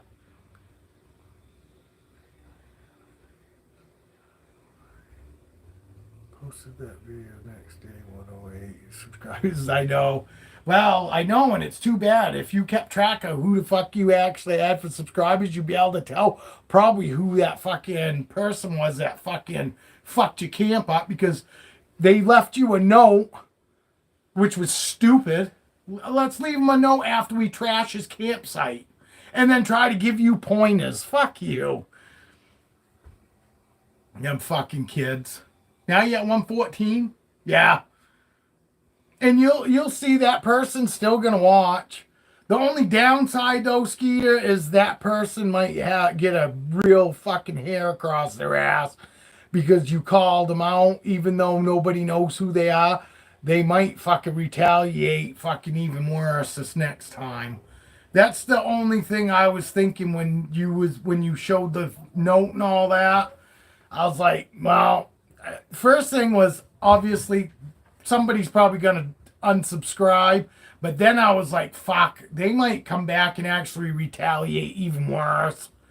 Just because they feel like you called them out, even though nobody has any idea who the fuck they are. You know what I mean? Oh, you do? Well, I would think you'd have an idea of the people that normally are in that area. You could get yourself a game camera and fucking put that up there and you'd be able to see who it is for sure then. Just put it high enough in the air on a fucking tree with no branches so they can't climb up it and get your camera. Or hide it really well. That fucking generator up there is the only thing that worries me, dude. I can't believe somebody hasn't grabbed that generator already. Because I guarantee you, around here, fucking, you can't even leave a generator outside your fucking house, let alone in the woods. And they steal it right from your fucking, they steal it right from your yard while you're using it here. I mean, seriously.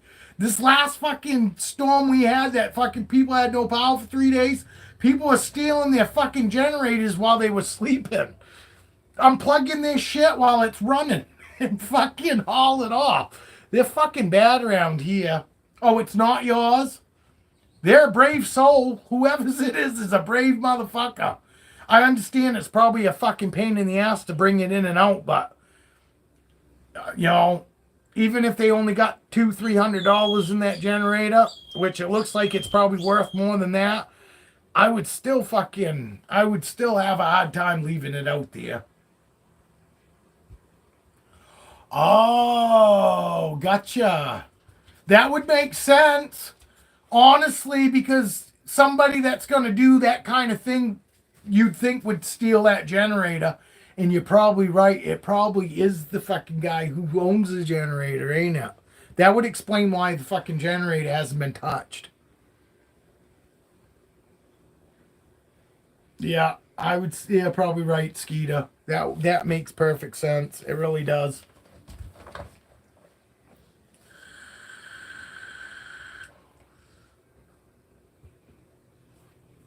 My wife's home.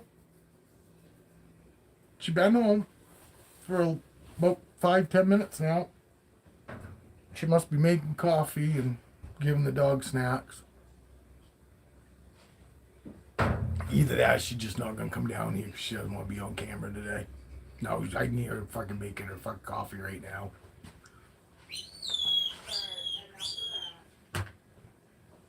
Did we lose Evan? Evan, are you still here, buddy? Where is Evan?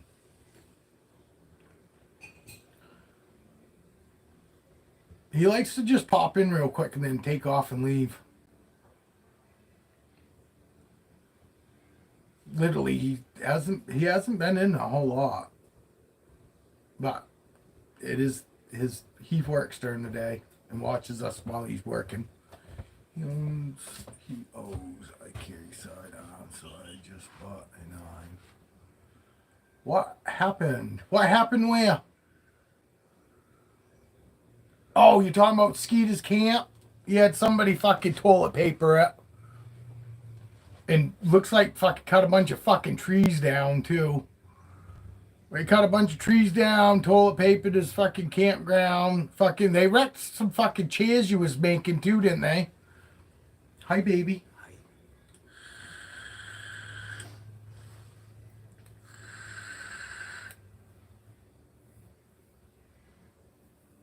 Yes, to Skeeter. Yeah, they didn't actually do anything physically to Skeeter, but they fucked his camp up, his bush camp.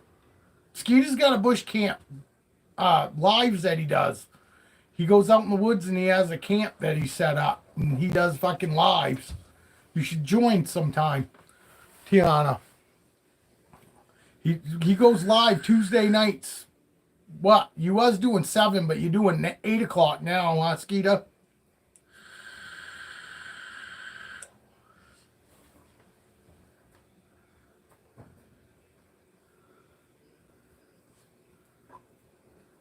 You ready? Yeah. My wife is ready for me to get off from here. She wants me my rolling skills. Yes, 8 o'clock on Tuesday nights. He goes live. But anyway, I might come back on tomorrow. We'll see. I don't think there's a lot going on. I'll probably come on in the morning. I doubt I'll run all day again tomorrow. It's a lot. Plus, I'll need at least a couple things. Tiana said hi. Julia Hi, said hi. Deanna. Hi, Julia. So, Oh, they can't hear me. Yeah, they can.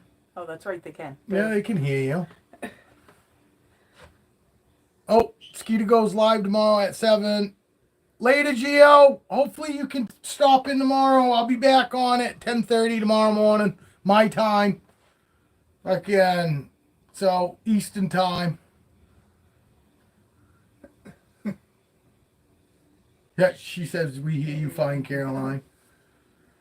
Fishing trap. Sweet. All right. Well, I hope everybody has a good night, and we will catch you guys tomorrow if you guys can make it. If you can't, I hope everybody has an awesome weekend, and hopefully we'll see you the following week. All right, everybody. Be good or be good at it. Cheers.